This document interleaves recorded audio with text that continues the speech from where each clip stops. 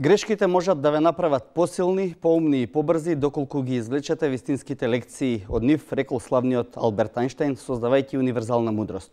Колку таа денеска ги отсликува состојбите и во македонската политика. Ќе провериме. Во вечерашната емисија на Отворено еден куп неодговорени прашања за дебата со лидерот на ВМРО ДПМНЕ. И не случајно изреката што ја кажав ја поврзав со името на Мицковски, отидете ниското владење на ВМРО ДПМНЕ, острави траги поради кои и новиот лидер влече своји опашки. Ќе успее ли да ги остави во минатото без да се замери со претходниците, а да создаде клима за една поинаква Македонија? Добра вечер за Христијан Мицковски во студиото на 24 Отворено. Добра вечер и благодарам на поканата. Благодарам што се одзвавте на поканата. Долго време ја договаравме средбата, но бевте на пат од објективни 2-3 недели. Се одложуваше. Еве сега конечно се случи, да. Добро, во студиото на 24 Отворено, Јадранка Костова, главен менаџер на неделникот Фокус, Драган Антоновски, директор на Македонската информативна агенција и Джелал Незири од истражувачката мрежа на СКУП. Благодарам што дојдовте. Се надевам дека ќе имаме плодна дебата со лидерот на ВМРО ДПМНЕ Мицковски. Мицковски, вие минавте 2 недели, како што реков, надвор од земјава, Брисел, Вашингтон, средби на Балканот. Општо е чувството дека од кога се вративте од таму, како да делувате поомекнато некако во настапот. Или се лажам? Не, имав генерално една успешна посета, најпрвен во Брисел, потоа во Будимпешта, потоа бев поканет на молитвениот појадок во Соединетите американски држави, каде што останав малце подлого од предвиденото, бидејќи имав состаноци и средби во Конгресот, во Сенатот, во Белата куќа, на Капитол Хил, во Стејт департментот, потоа имав една интересна дебата и еден состанок со нашите селеници во Њу Џерси, така од неколку часови. Имав можност да поразговарам со интересни соговорници и од политичкиот и од социјалниот живот во државите кои што ги посетев, но исто така за мене е значајна следовата со нашите селеници, каде што нели морав да отворено дискутирам за многу прашања кои што нив ги тангираат, бидејќи сепак они се наоѓаат преку барата и логично е да имаат интерес за она што се случува во нивната земја. Се разбира, не се срекни од она што може да го видат од екраните, но се надевам дека добија соодветни одговори на она што беше поставено како прашање од нивна страна.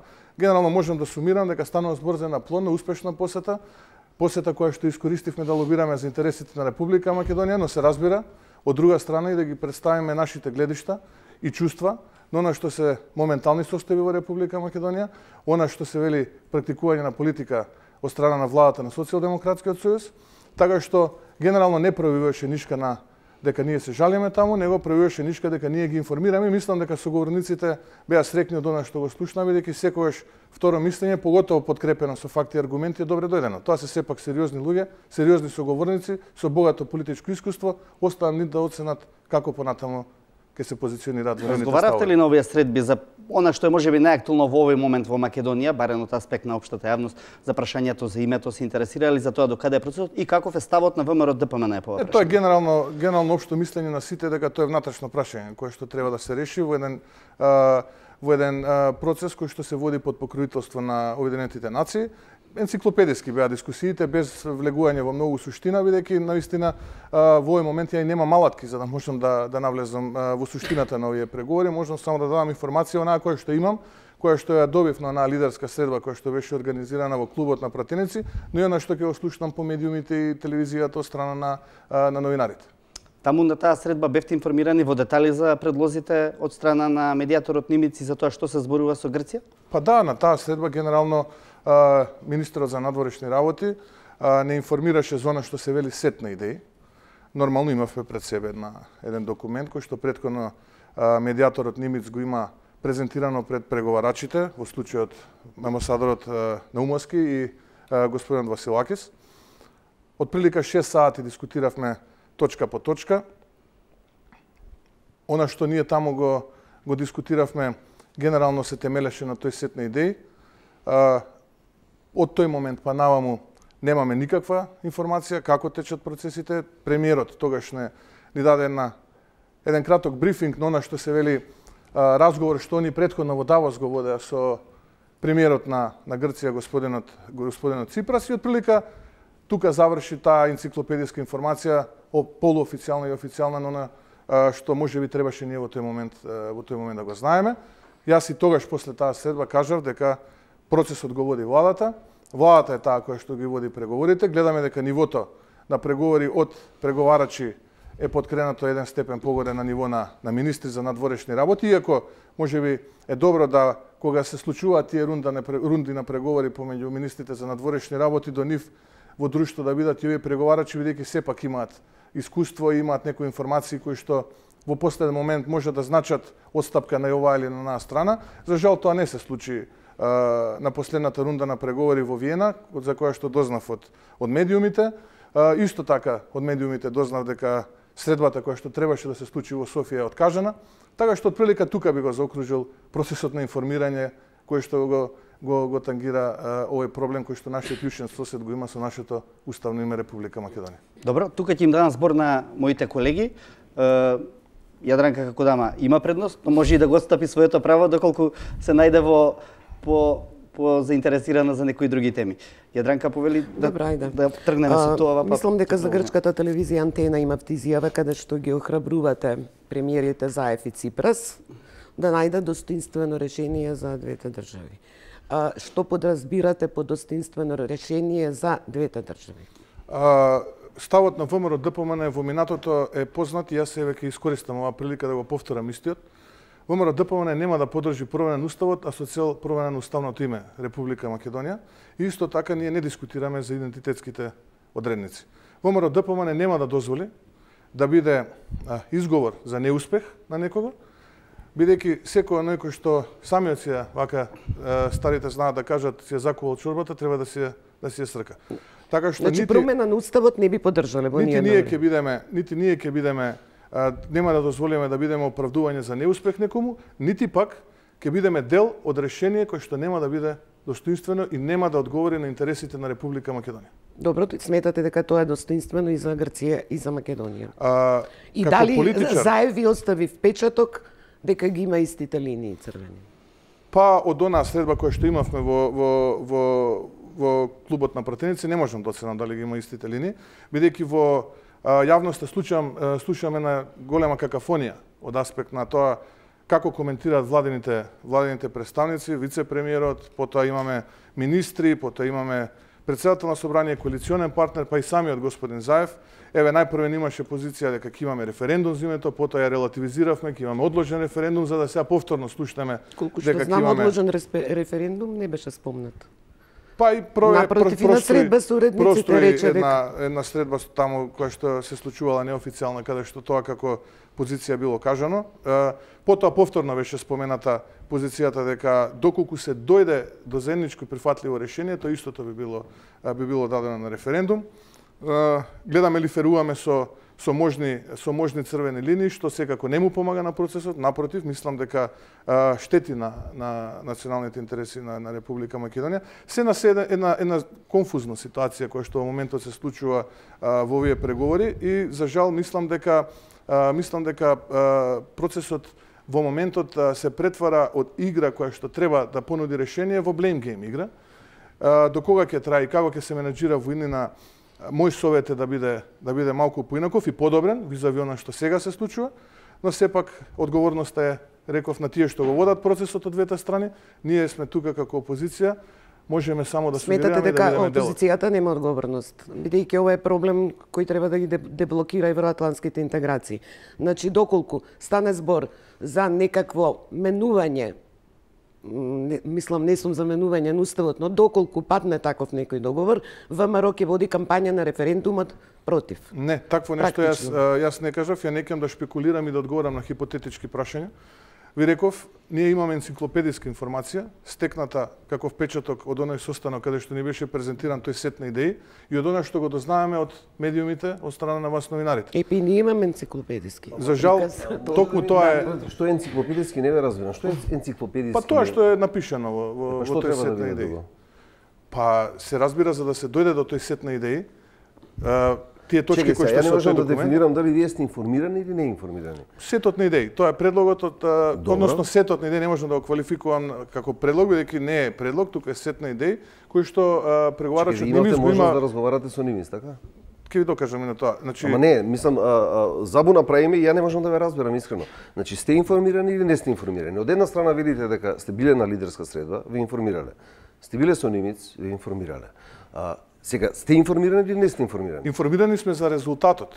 А тоа е документ кој сетот на идеи. Тоа е документот кој што ни беше презентиран. Значи во таа фаза кога беше вие бевте информирани кои се предлозите, тој документ помалку или повеќе беше познат на јавноста, содржи 5 можни солуции за името Македонија, содржи предлог за националите вака да се излезе англиски нација, јазик, да, има и други точки. Но тоа е финалниот производ кој што е до кој што е дојден и поднесен и презентиран од страна на преговар. Не е предлог, сет на идеи. Предлогот допрва ќе дојде барем од она што нас ни беше презентирано. Двете страни за да почнат да преговараат треба да имаат нешто пред себе. А и од она што за време на состанокот со господинот Нимиц не чекај, да одиме постапно, ве молам, за да се разбереме. Значи вие добивте почетна информација базична за што е ставено на маса. Преговорите не се почнати уште. Преговорите дури почна сега на во Виена. Значи преговорите се почнати уште далечната 94-та година. Добро, во овој турнус на значи, разговори. Ако сакаме со недоречености да збуниме јавноста, окей, и јас би играл така. Ако сакаме да ги расчистиме елементите, тогаш е поинаку. Не се недоречености, туку зборуваме за принципи. Па сега вие прегаска велите, јас бев во Америка и имате формулација луѓето не се сретни тоа што се случува тука. Ама сега зашто не се сретни? Не се сретни за тоа што имаше тепање, убивање, обиди во собрание, за тоа не се сретни, или не се сретни за тоа што ќе се преговара за името, или не се сретни заради тоа што не знам, реформите не почнуваат, или не се сретни заради тоа што ВМРО се растурени или не се растурени, или не се сретни што заеве. Зашто не се сретни? Па еве на делот таа несреќа на луѓето дадовте вие одговор. Реформите не почнуваат. Ама да, вие не кажавте зашто не се сретни. Државните интереси на Република Македонија се распродаваат. А се согласуваат со тоа што се случуваше во собрание? Не, апсолутно не го коментиравме тоа. Не, јас тоа што го коментиравме, тоа ви го презентирав. Да, ама да бидеме прецизни, не се сретни за ова, не се сретни за тоа. Тоа што го коментиравме, еве делот тоа што коментиравме ви го презентирав, а тоа што не го прецизни. коментиравме исто така ви го презентирав. Добро, ајде за да бидеме малку поконструктивни. Во тие разговори со Заев, тој веќе го кажа тоа јавно. Географска одредница во принцип е прифатливо, едно од прифатливите решенија за Македонија во делот на името. Му давате ли поддршка на Заев во тој дел?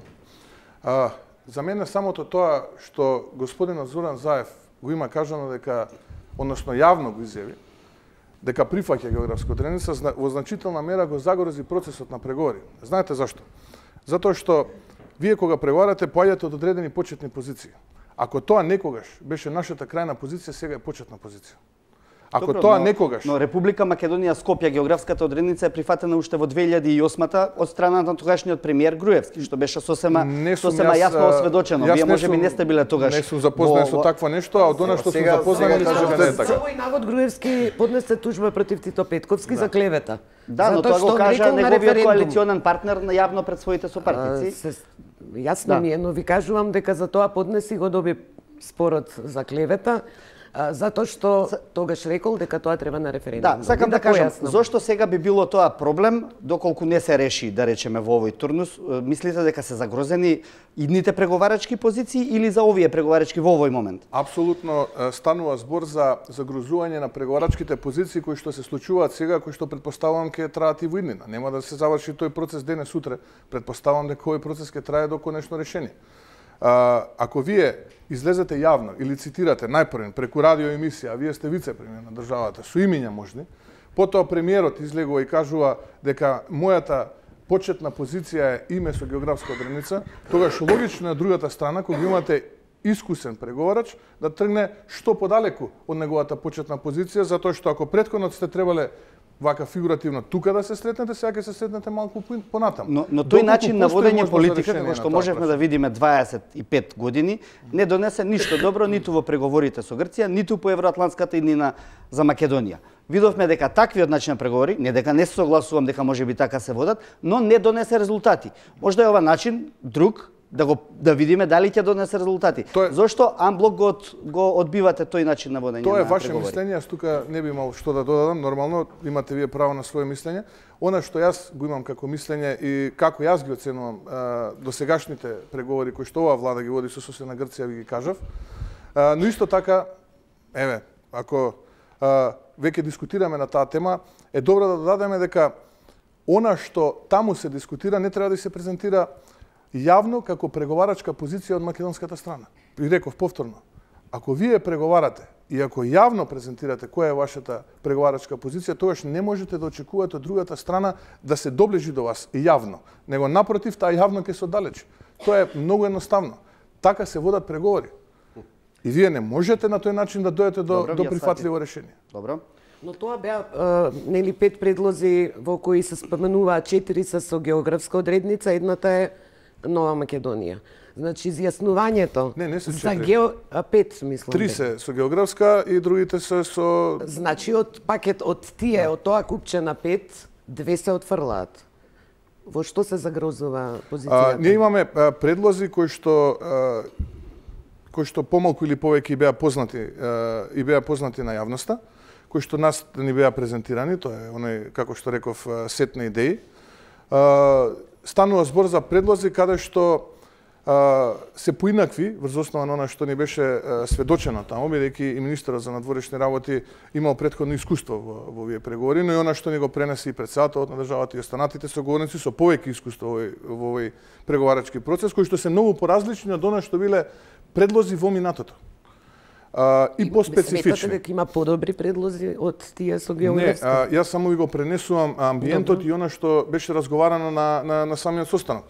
Како било порано, можам да замислам кога ова овдека е најлошото решение од она што успевам да го дознам. Инаку Кој е најлошото? Сетот на идеи кои што беше предаден таму. Има добар предлог или нема добар предлог? Имате вие подобри предлози или немате? Пак се мешаме. Ние сме опозиција, ние имаме влада и премиер во оваа држава. Добро. Владата и премиерот на оваа држава се тие кои што треба да ни понудат решение кои што ние како опозиција ќе треба да се произнесеме. Можно ли е добро решение? Се разбира дека секогаш кога преговарате вие можете да постигнете добро решение и достоинствено решение. Зависи од капацитетот на преговарачите. ВМРО ДПМН да има влада, да биде ВМРО ДПМН таа која што ќе ги води преговорите, тогаш ќе дискутираме за детали. Не би сакал да зборувам сега за минатото, мислам дека треба да се фокусираме. Не разбирам сега, зашто не би сакале да зборувате? Вие представувате, вие сте лидер на опозиција. Не сум бил запознаен со текот на преговорите што минатата влада ги има водено, исто спецификата и содржината. Ама чеки, се оградувате од тоа што го работите? Не го реков, јас тоа ви го реков. Како континуитет, вие сте биле во опозиција, кога зборувам вие, не зборувам вие како Христијан Мицковски, зборувам како ВМРО ДПМН. Вие велите кога ние би имале влада. Вие имавте влада, така? Ние како ВМРО ДПМН во овој момент учествувавме на една лидерска средба каде што бевме информирани за документот сет на идеи. Добро. Кој што министерот за надворешни работи и премиерот ни го презентира. Добро. Расправата по тој документ траеше негде од прилика 6,5 часа. Преговорите зошто се случуваат? Од тој момент нааму се согласивме да преговорите ги продолжат да ги водат министрите за надворешни работи во присуство на преговарачите.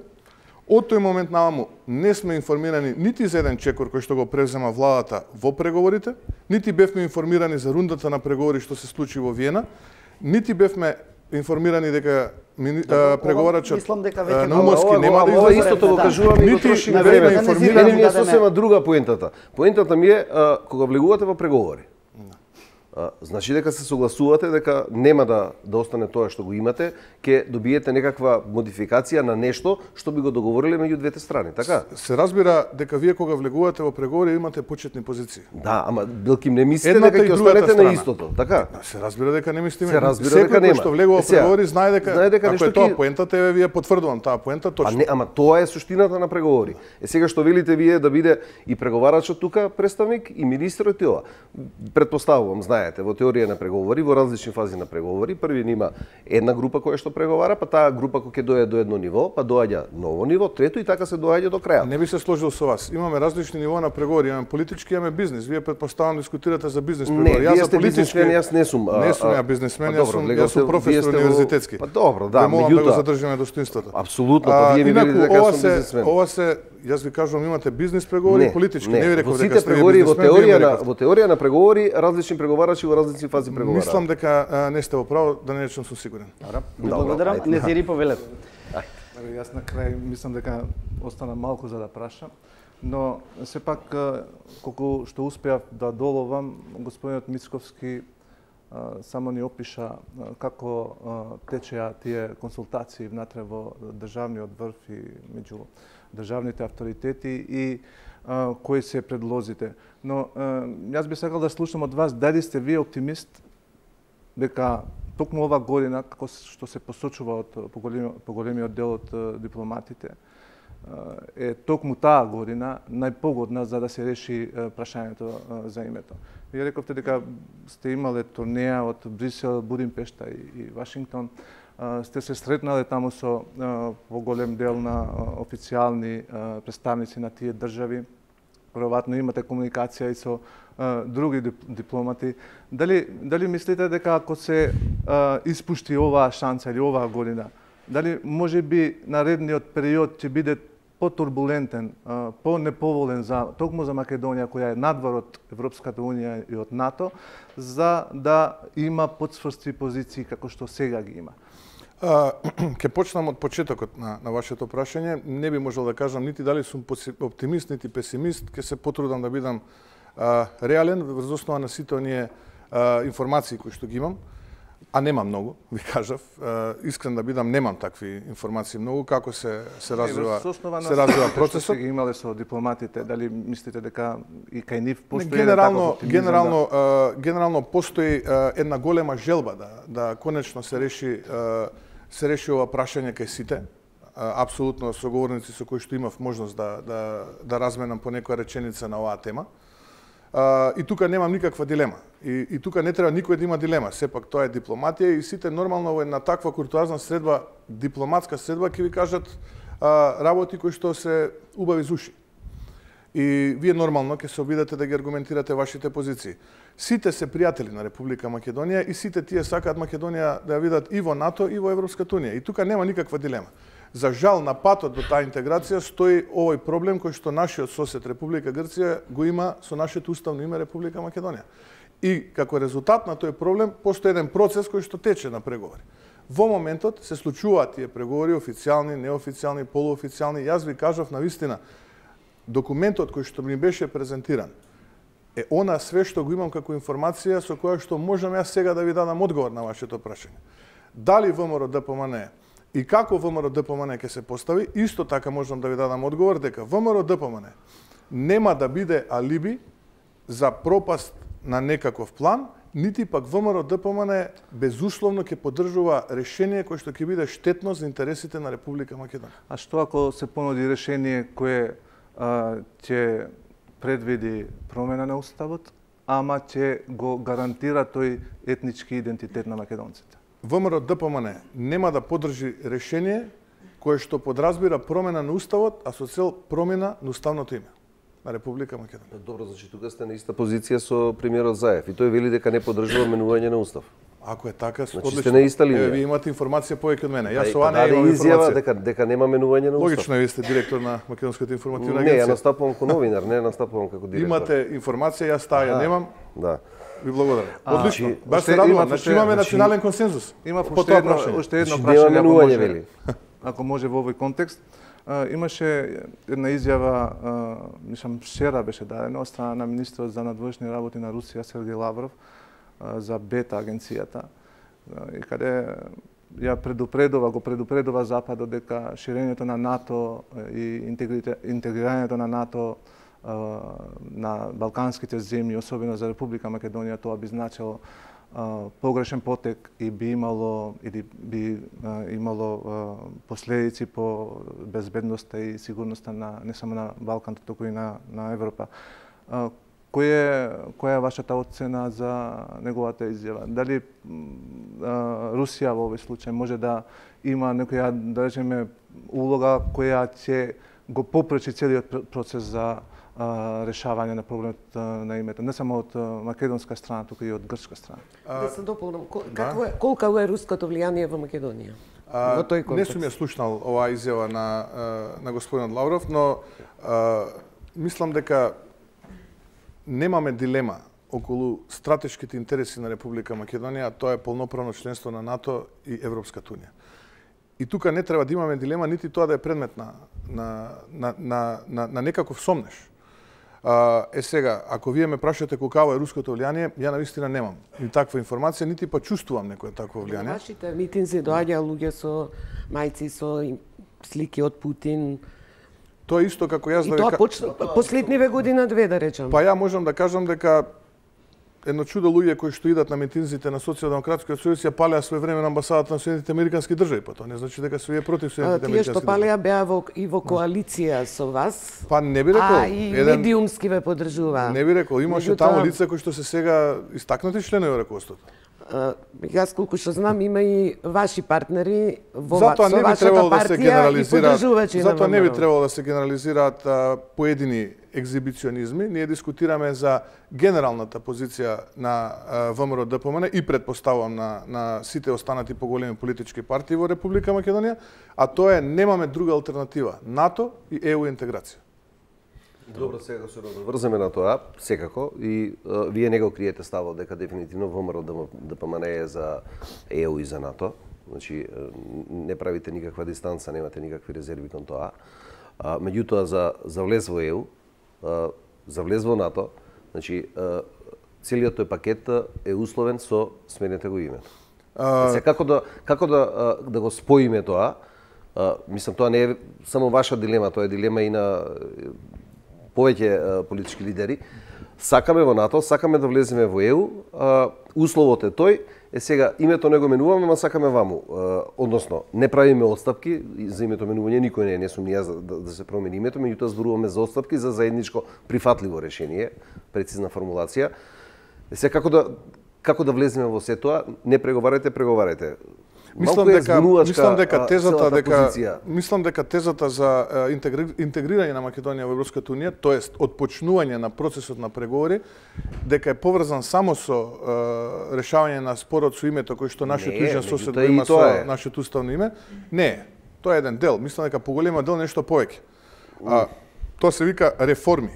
Реформи и реформи. Тоа се вика реформи за НАТО. Последното беше дека исполнувате се, повелете, решите си го со Грција проблемот, бујрам. Токму тоа беше вториот дел од мојот одговор. Еве, вие го дадовте. Се разбира кога ќе дојде тоа решение. Во оваа ситуација како што сме ние како опозиција ќе го коментираме. Ќе го повторам мојот став. Нема да бидеме ничие алиби за неуспех, нити пак ќе поддржиме недостоинствено решение. А дали беше клуч на таа грешка на ВМРО од 2008 година кога тргна во антиквизација на земјата, кога почна со да превзема преименување на аеродроми, на патишта или Скопје 2014 како проект кој беше примен како провокација од грчка страна за да невозможи да ги оневозможи интегративните процеси на земјата и со тоа да го постави како услов промена на името. Зашто пред тоа нели беше целиот процес се одвиваше под привремената. Сега од дистанца да речеме кога го гледате се тоа, како го дефинирате таа антиквизација? Дека беше полезна? Не па еве од дистанца ќе коментирам одлуката на владата на господин Зоран Заев дека тоа бил иридентистички чекор и дека еве сега ние тој чекор ќе се вратиме наназад и ќе го коригираме со постапка со тоа што повторно ќе ги применуваме автопатот и аеродромот.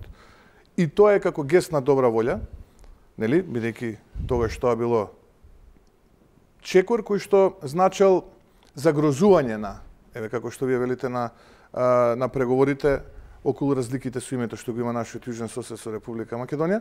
Одговор на тој чекор беше палењето на македонското знаме, облекување на луѓе повторно во андарти, навреди по национална, државна основа. Знаете, не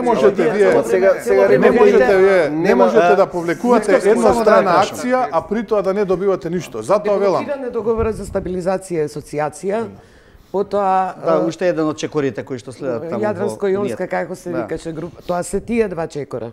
Инаку на протестите... Не знам, не сум баш сигурен дека се одблокирани. Не би рекол. Така е соопштено. Па, не, мислам дека треба да препроверите информацијата. Мицковски, а ние инициираме, официјално е соопштено. Еве ние инициираме како да ВМРО ДПМН после посетата од Соединетите американски држави Македонија да биде дел од проектот Трите мориња.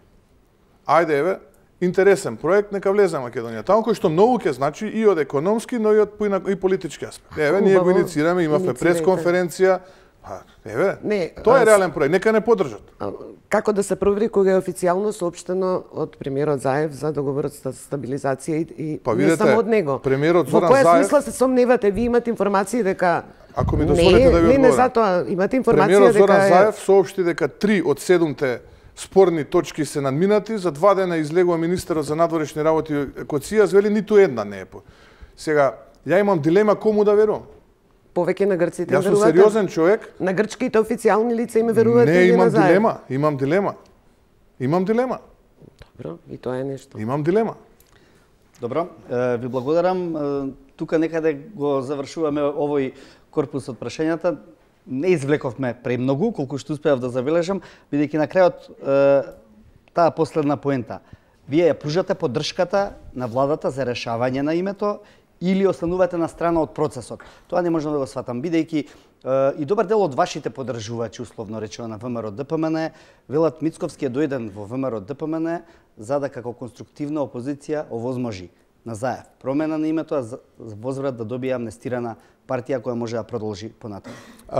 ВМРО ДПМН е конструктивна опозиција и ВМРО ДПМН ќе биде на масата, за да биде со информациите, затоа што ако се вратиме ние назад во минатото, ќе видиме дека секогаш кога сме биле надвор од масата, тоа завршувало фатално за интересите на Република Македонија. Во отсуство на браник на интересите на Република Македонија на таа маса, мора ВМРО ДПМН да биде на таа маса. Ќе тргувате со амнестијата таму или не? За жал некој сака да го отурне ВМРО ДПМН од таа маса, но ние тоа нема да го дозволиме и ќе бидеме на таа маса. Ќе повторам уште еднашка, ВМРО ДПМН нема да биде алиби ничие за неуспех, нити пак ВМРО ДПМН ќе биде апологет безусловен на некое решение кој што ќе биде спротивно на интересите на Република Македонија. Доколку има прифатливо решение кое треба да се гласа во собранието, дали ВМРО ДПМН ќе гласа за тоа? Кога ќе дојде тој момент, ВМРО ДПМН ќе се произнесе. Благодарам. Тука сакам да го повикам прилогот на колешката Маја Јовановска во однос на тоа што се стои пред Христијан Мицковски во наредниот период, но и да потсети на дел од неговите изјави во овој период од како е дојден како лидер на ВМРО ДПМН. За новиот лидер на ВМРО ДПМН Христијан Мицковски се зборува и како за избор на Никола Груевски, но и како човек на странците, кој ќе соработува со СДСМ. За тоа колку е тешко да се каже кој е точно Мицковски, може да посведочат и неговите активности на социјалните мрежи. Знае да објави песна со домашната Каролина Гочева и американката Джош Стоун. А потоа и мисла од контроверзниот председател на САД Доналд Трамп. Се обидувам да учам од минатото, но ја планирам иднината исклучиво врз сегашноста, бидејќи во сегашноста е целата забава. Христијан Мицковски беше избран за председател на ВМРО ДПМН како единствен кандидат на Конгресот во Валандово пред 2 месеца. Застана на чело на партијата без внетрепартиска борба. Изборот на Мицковски за некој беше изненадување, со оглед дека лидерското место во партијата го пикираа поактивни членови од ВМРО ДПМН. Но дел од јавноста го протолкува како очекуван, со образложение дека Никола Груевски и натаму ќе биде лидер од сенка. Веднаш по влегувањето во Белата палата на ВМРО ДПМН, Мицковски се обиде да се огради од влијанието на Груевски, па во едно интервју изјави: Што се однесува до Груевски, тој доаѓа во партијата користејќи одредени канцелариски простори кои се од привремен карактер, а колку што знам, неговата намера е пред се да се посвети на надградба на неговото примарно поле на интерес, економската наука. Иако нашите контакти не се пречести, добро е да се знае дека може во одредени моменти да се искористи неговото искуство преку неговите видувања за работите. 40 годишниот Мицковски партијата од претходниот лидер ја презеде во лоша состојба, но со желба повторно да ја консолидира и да ја врати во живот. По изборот изјави дека единствен интерес му е ВМРО ДПМН да се врати на старите победнички патеки, да формира тим кој ќе го поддржи во сето тоа, кој ќе го надополнува во моментите кога ќе почувствува дека греши. Јас не сум суетен човек и напротив, сите добронамерни совети ги прифаќам, дебатирам, аргументирам и за мене аргументите се слово на законот. ВМРО ДПМН и јас ке му служиме исклучиво на народот, на македонскиот народ, на граѓаните на Република Македонија и на Република Македонија во целост. Уште од првиот ден најави дека ќе се заложи за подобар животен стандард на граѓаните, за држава без корупција, политички притисоци и политичка одмазда, а неговата визија е Македонија да стане членка на НАТО и ЕУ. Но за сега се чини како пораките прво да ги упатува до своите, а потоа до сите граѓани на земјава, па една од нив почнува вака. Браќа и сестри, нашата најголема борба е борбата за Македонија. Борба за подобар животен стандард, за среќни утра и насмејани луѓе. Мицковски во првите 2 месеца по изборот има набиена работна агенда. Постојано е во посета на општинските комитети и членството и има секојдневни средби со политичките лидери, колеги и амбасадори. На крајот на јануари одлети за Брисел на средби со еврокомесарот Јоханес Хан и пратеници од Европскиот парламент. Тој оттаму упати критики дека во Македонија заостануваат реформските процеси во земјава, има негативни резултати на економски план, а власта предводена од Зоран Заев врши злоупотреба на државните институции и политички терор.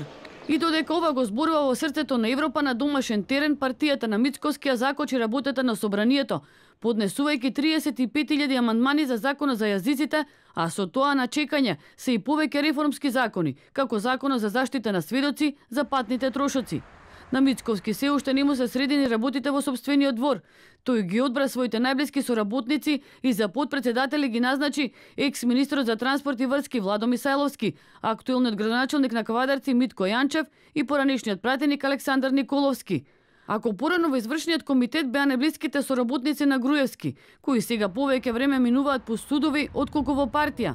Сега таму Мицковски прави микс на нови лица, но и на сопартици, кои му беа верни на Груевски. Господине Мицковски, изминатиот период, тоа имаше во делот прилогот провеа и тој дел, изминатиот период во голем дел и вие, но и луѓе од вашата партија со, да речам, со многу остри зборови се обративте и до владата на Заев и до демократската јавност во однос на тоа што се случува во судските процеси, што се водат против челниците на ВМРО ДПМН, но и против оние луѓе кои што делот оние луѓе кои што се во притвор поради настаните од 27 април. Мислите ли дека тоа што се случува е дел од некаков рецидив од судството, кое што вие го ставивте, или навистина владата на Заев стави таква рака на судството и сега контролира сета? Тоа е едно интересно прашање. И прашање кое што може би нема екзактен одговор.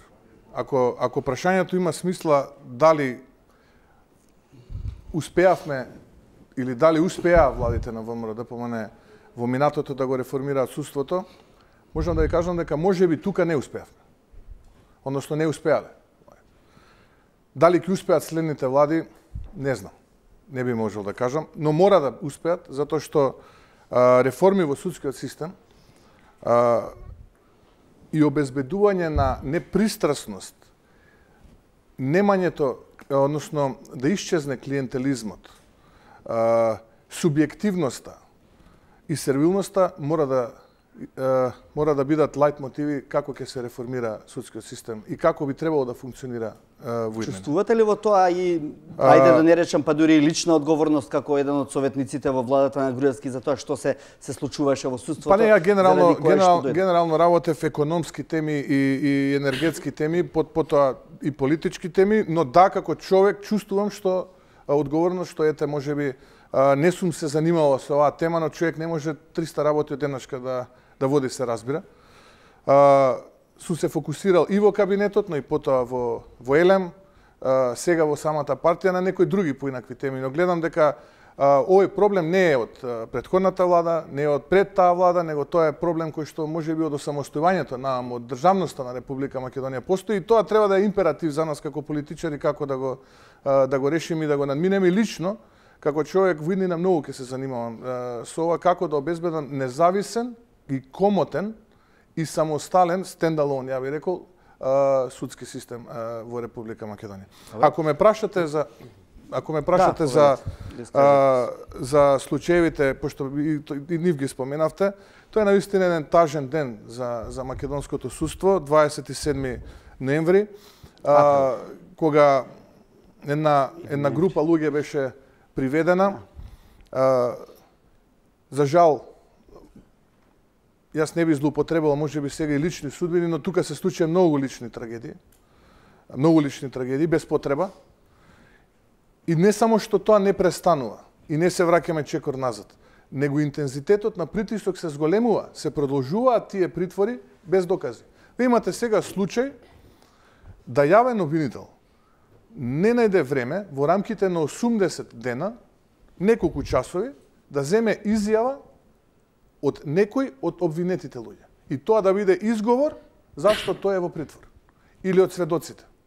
Благодарам. Костова, предпоставувам ти се. Јас би одела, не сакам долги експликации, значи со куси прашања, неколку, а поврзано за настаните од 20 од крвавиот четврток, ние што велиме. Притворот конкретно. Дали вие знаете дека притворот беше редовна мерка за безбедност во изминативе 12 години? Сме напишале во Фокус стотици текстови, кревајќи го гласот против притворот како казна. Дали чувствувате одговорност што како партија членови на ВМРО ДПМН не го кренавте и вие гласот, па можда ќе допревме заеднички до судиите? За притворот ова конкретно. Како човек сум апсолутно. Сте гледали ли снимки? Апсолутно. Извинете, сте ги гледали ли снимките кога ги апсеа пред деца, ноќе пред деца, дома, камери, стотици снимки може да ви сте. Дали сте ги гледали? Да, човечки ме интересира. Како сте се чувствували? Ќе ви кажам, се чувствував многу тажно. Утрото, кога Жаклина Пешеска ја апсеа 20 специјалци пред очите на незините 3 деца во незиниот дом утрото, кога влегоа со калашникови и кога ја апсеа нашата пратеничка. А кога ги апселе другите, не сте се чувствувале лошо? Јас ви кажувам тоа што сум го гледал како сум. А значи 12 години не гледавте апсење во времето на ВМРО ДПМН. Гледавте ли на телевизија? Видете, ако ме прашувате дали сум против мерката притвор, апсолутно сум против мерката притвор да се злоупотребува во насока не за безбедност, него за обезбедување на осумничените лица. Ние сме ниста линија, но вие 12 години не сметавте никој од ВМРО ДПМН не изговорил такво нешто. Видете, еве да предпоставиме дека тоа за разлика од вас ја жалам и за Жаклина, што ја апсена пред децата. И за Елена треба да жалите. Ама јас жалам треба да жалите и за Крсто, татко на 4 деца, треба да жалите и за Сашо, родител на 3 деца. Значи вие не жалите кога ќерката на Велија Рамковски кога бремена, па не искажавте жалење. И Елена беше бремена. Ма вие сте гледали. Елена беше бремена. Значи 10 години апсењата пред камери. Видете, ајде да ви одговорам на прашањето, сепак со ова лични моменти да не ги нема потреба од војеризам, да дискутираме за суштината. Војеризмот е кога апсите пред камери некој. Па сите се ови апсени пред камери. Сите се апсени пред камери, што ја испомнав. Значи претходно во времето на Груевски не се апсеше пред камери. Поранешниот министер за внатрешни работи го слика од затвор, што јас ви гарантирам никогаш во минатото не се случило, без разлика која влада била. Да го понижат и да можат војерите на него да ликуваат. Тоа е за вас реформа во судскиот систем. Тоа е подобриот живот во Република Македонија, што требаше да го замени овој претходниот. Прашањето е дали чувствувате одговорност 10 години на вакви спектакли од апсења пред деца, не сте реагирали. Како граѓанин чувствувам и се борам да мерката притвор. Да, ама не кажувате дури дека сте ги гледале тие. Кажувам, да, чувствувам и се борам против мерката притвор да се злоупотребува сега и за секогаш. Додека сте значи партиите кога се во опозиција се Не, ова изјава ја давам јавно и ова изјава некој ќе се повика утре заутре ќе се сменат работите на политичката сцена. Зарем вие мислите дека ова влада вечно ќе остане? Ја мислам не. За ниедна влада и за владата на Груевски мислам дека вечно нема. Кој што ова ќе го и морам да ви кажам, демократијата е сменливост, значи ја не очекувам дека некој вечно ќе владае. Било кој мој соговорник од меѓународната заедница со кој што сум разговарал на оваа тема е секогаш за. Односно ме поддржува дека мерката притвор не треба да биде злоупотребена. Мислам фино мене што ми кажувате илјадници текстови напиша втора работа. Па ја и илјадници разговори. Добро, не сте читале Фокус очигледно. Служал за тужење само. Апсолутно не е точно. Напротив. Значи во вашите соопштени изјави преовладува за овој настан во собранието дека притворените се патриоти и второ невини. Дали вие имате податоци од истрагата? Со какви докази се располага? Значи, јас не можам да кажам дали се виновни невини, или се невини, но дали ги гледавте снимките од собрание? Дали сметате, дали бар малку се сомневате дека некој, не вие, дел од тие луѓе ги има организирано? Дали случајно доаѓаат со маски насилници? Дали случајно се отвораат врати? Дали Чавко случајно го нема 2 сата? Дали малку имате сомнеш дека може некој, не вие, замешал прсти да организира едно крваво сценарио? Еве ќе ви дадам одговор од почетокот на вашето прашање. Не сум имал можност да ги видам доказите. Сум поразговарал со семејствата на луѓето кои што во моментот се наоѓаат во притвор. Семејствата на пратениците и на луѓето кои што ми се блиски, ако што во моментот се наоѓаат во притвор, и од она што ми е кажано, знам дека нема докази за тие луѓе што се внатре. За сите 30. Но законот е јасен. Притвор се определува ако постои сомнеш дека некој ќе избега, ќе го повтори кривичното дело, во случајов, бидејќи не знам дали знаете, тие се обвинети за тероризам и акт против уставот. Имаме обвинение каде што имаме обвинет кој што е за тероризам и акт против уставот затоа што давал мимики и ишарети. За тероризам и акт против уставот.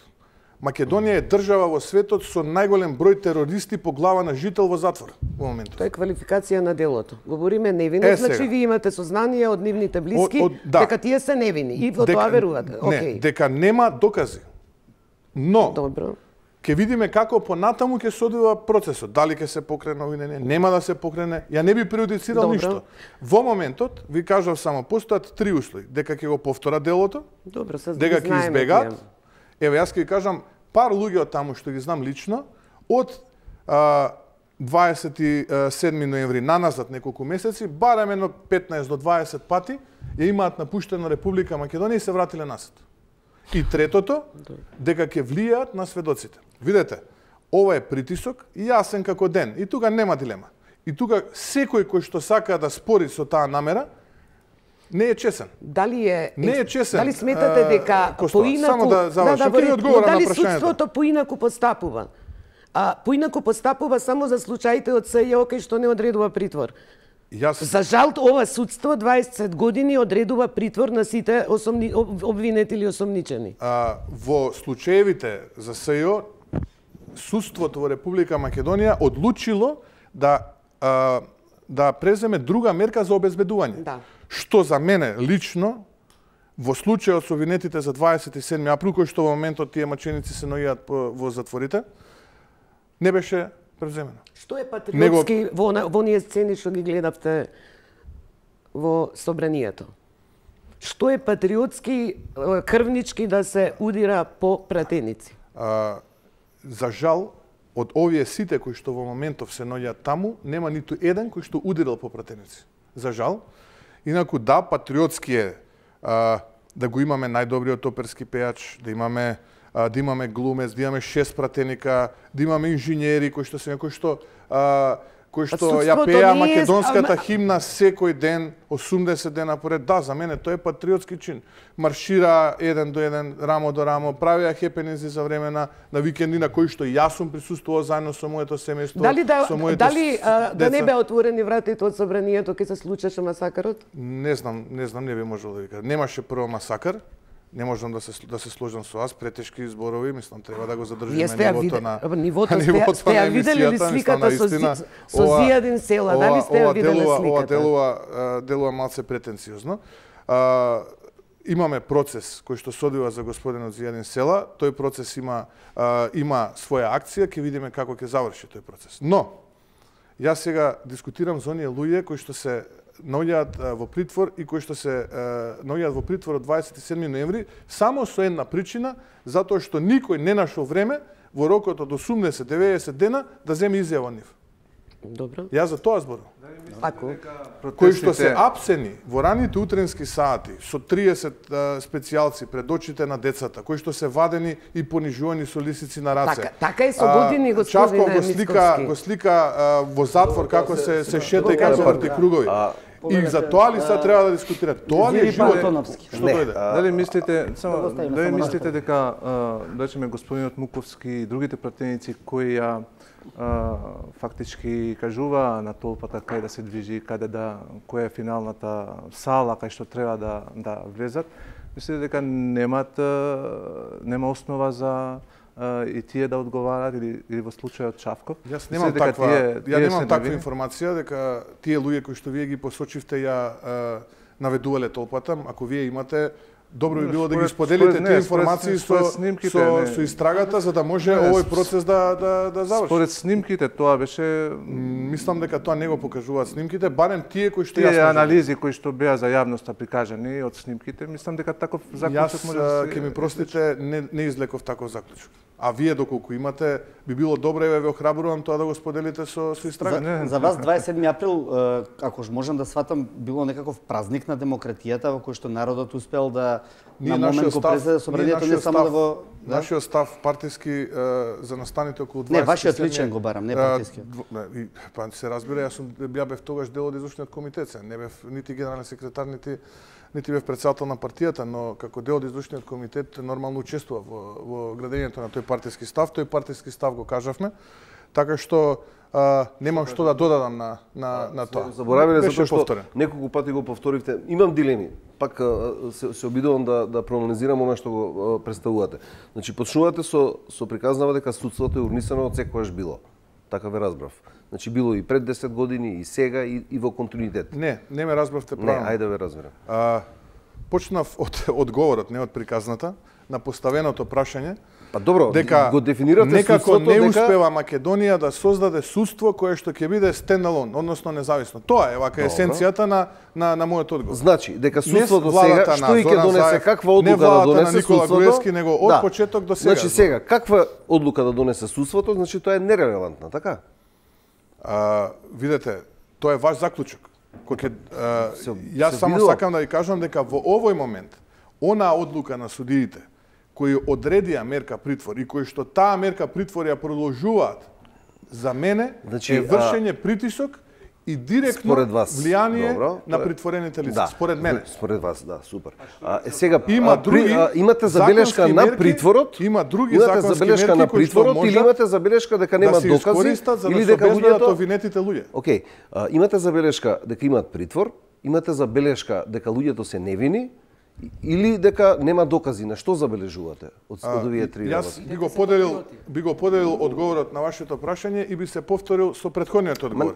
За доказите немам пристап, не би можел да коментирам. Ама тврдите дека нема докази? Не тврдам. Рековте нема докази.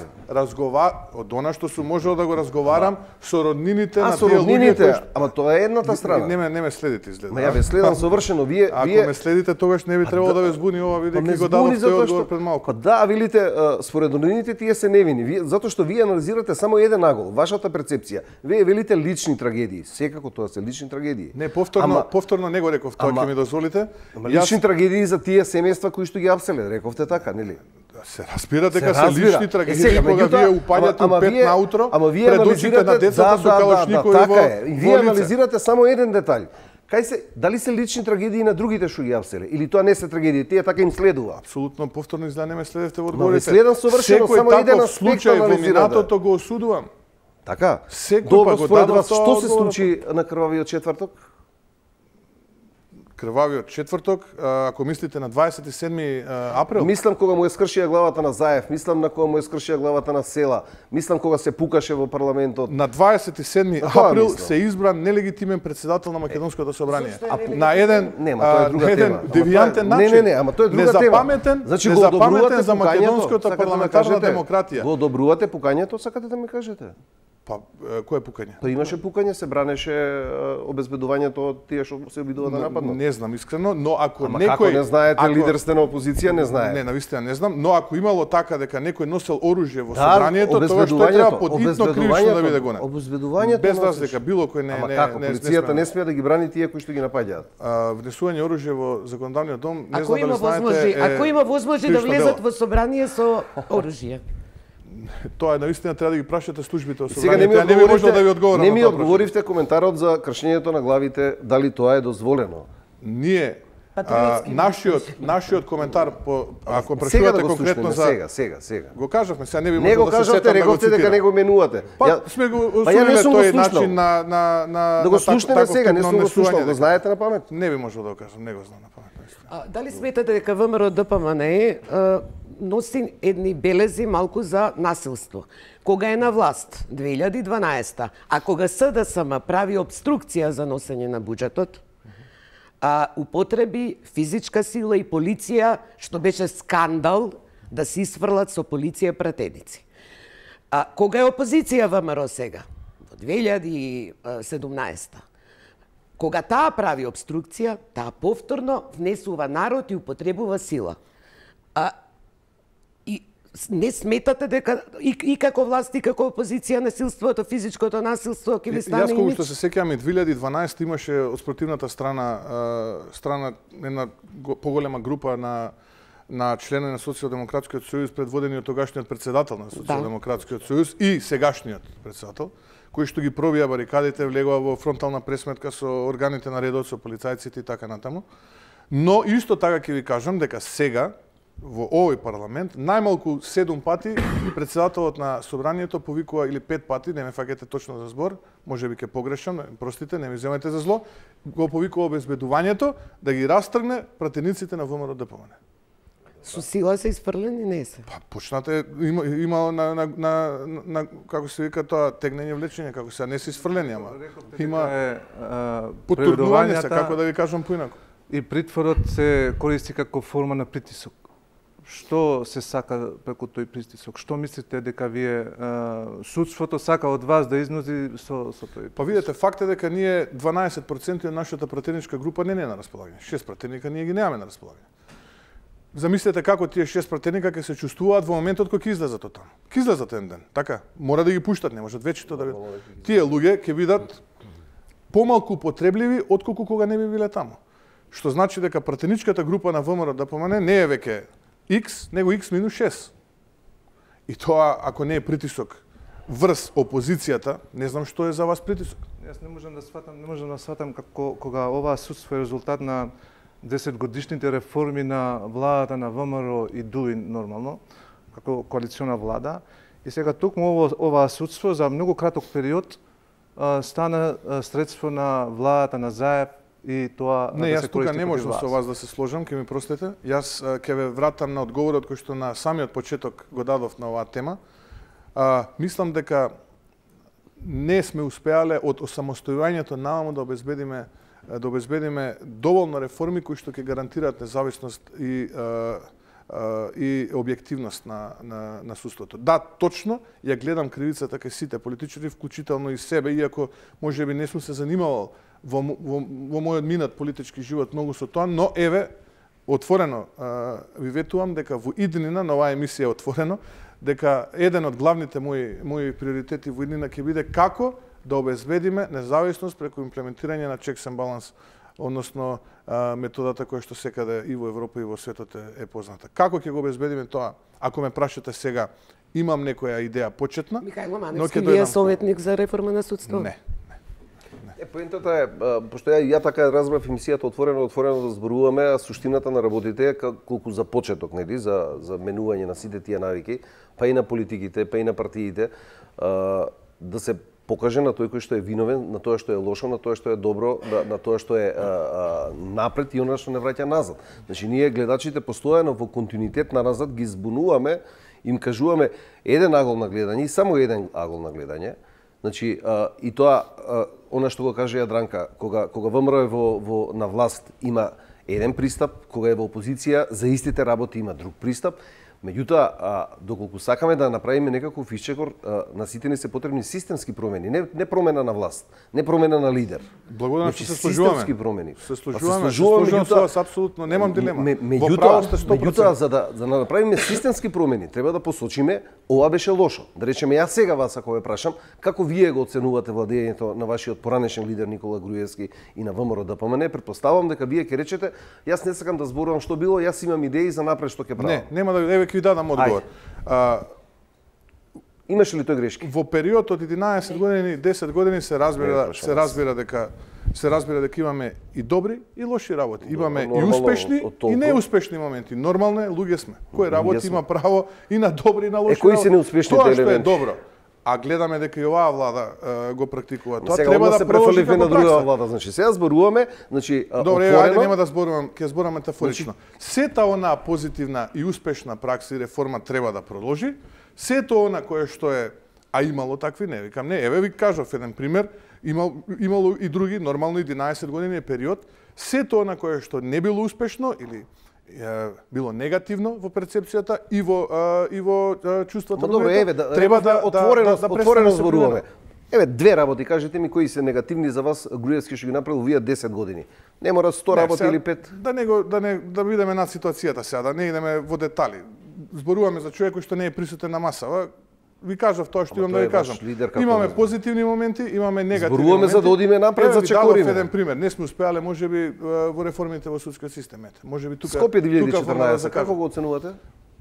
Има луѓе кои што позитивно гледаат и негативно. Ако мене ме прашате, да, има градби кои што се дел, позитивни, има градби кои што се... Зборуваме за изглед, зборуваме за форма, или зборуваме за пари, или зборуваме за квалитетно изградено, сега што се пропаѓа. За кој дел? За изглед? Како производ. Како изглед. Зборам како производ. Се ова вие што го кажавте, се вели производ. Како производ... Затоа што кај нас општо генерализираме. Збораме поделено мислењето. Јас сум бил сведок на тие секако е анкети. поделено, меѓутоа дали тоа чини толку, на пример? Дали е преплатено? Дали има тука криминал? Тука јас не би можел да ви дадам одговор на вистина. Па еве, сега одговор има, да речеме го имаме државниот архив, направена прекрасна зграда, многу ми се допаѓа на врз тоа како изгледа. Тече бре луѓе.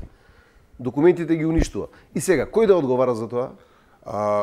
Например? Се знае кој треба да одговара. Кој? Таа градба има изведувач, таа градба има надзор.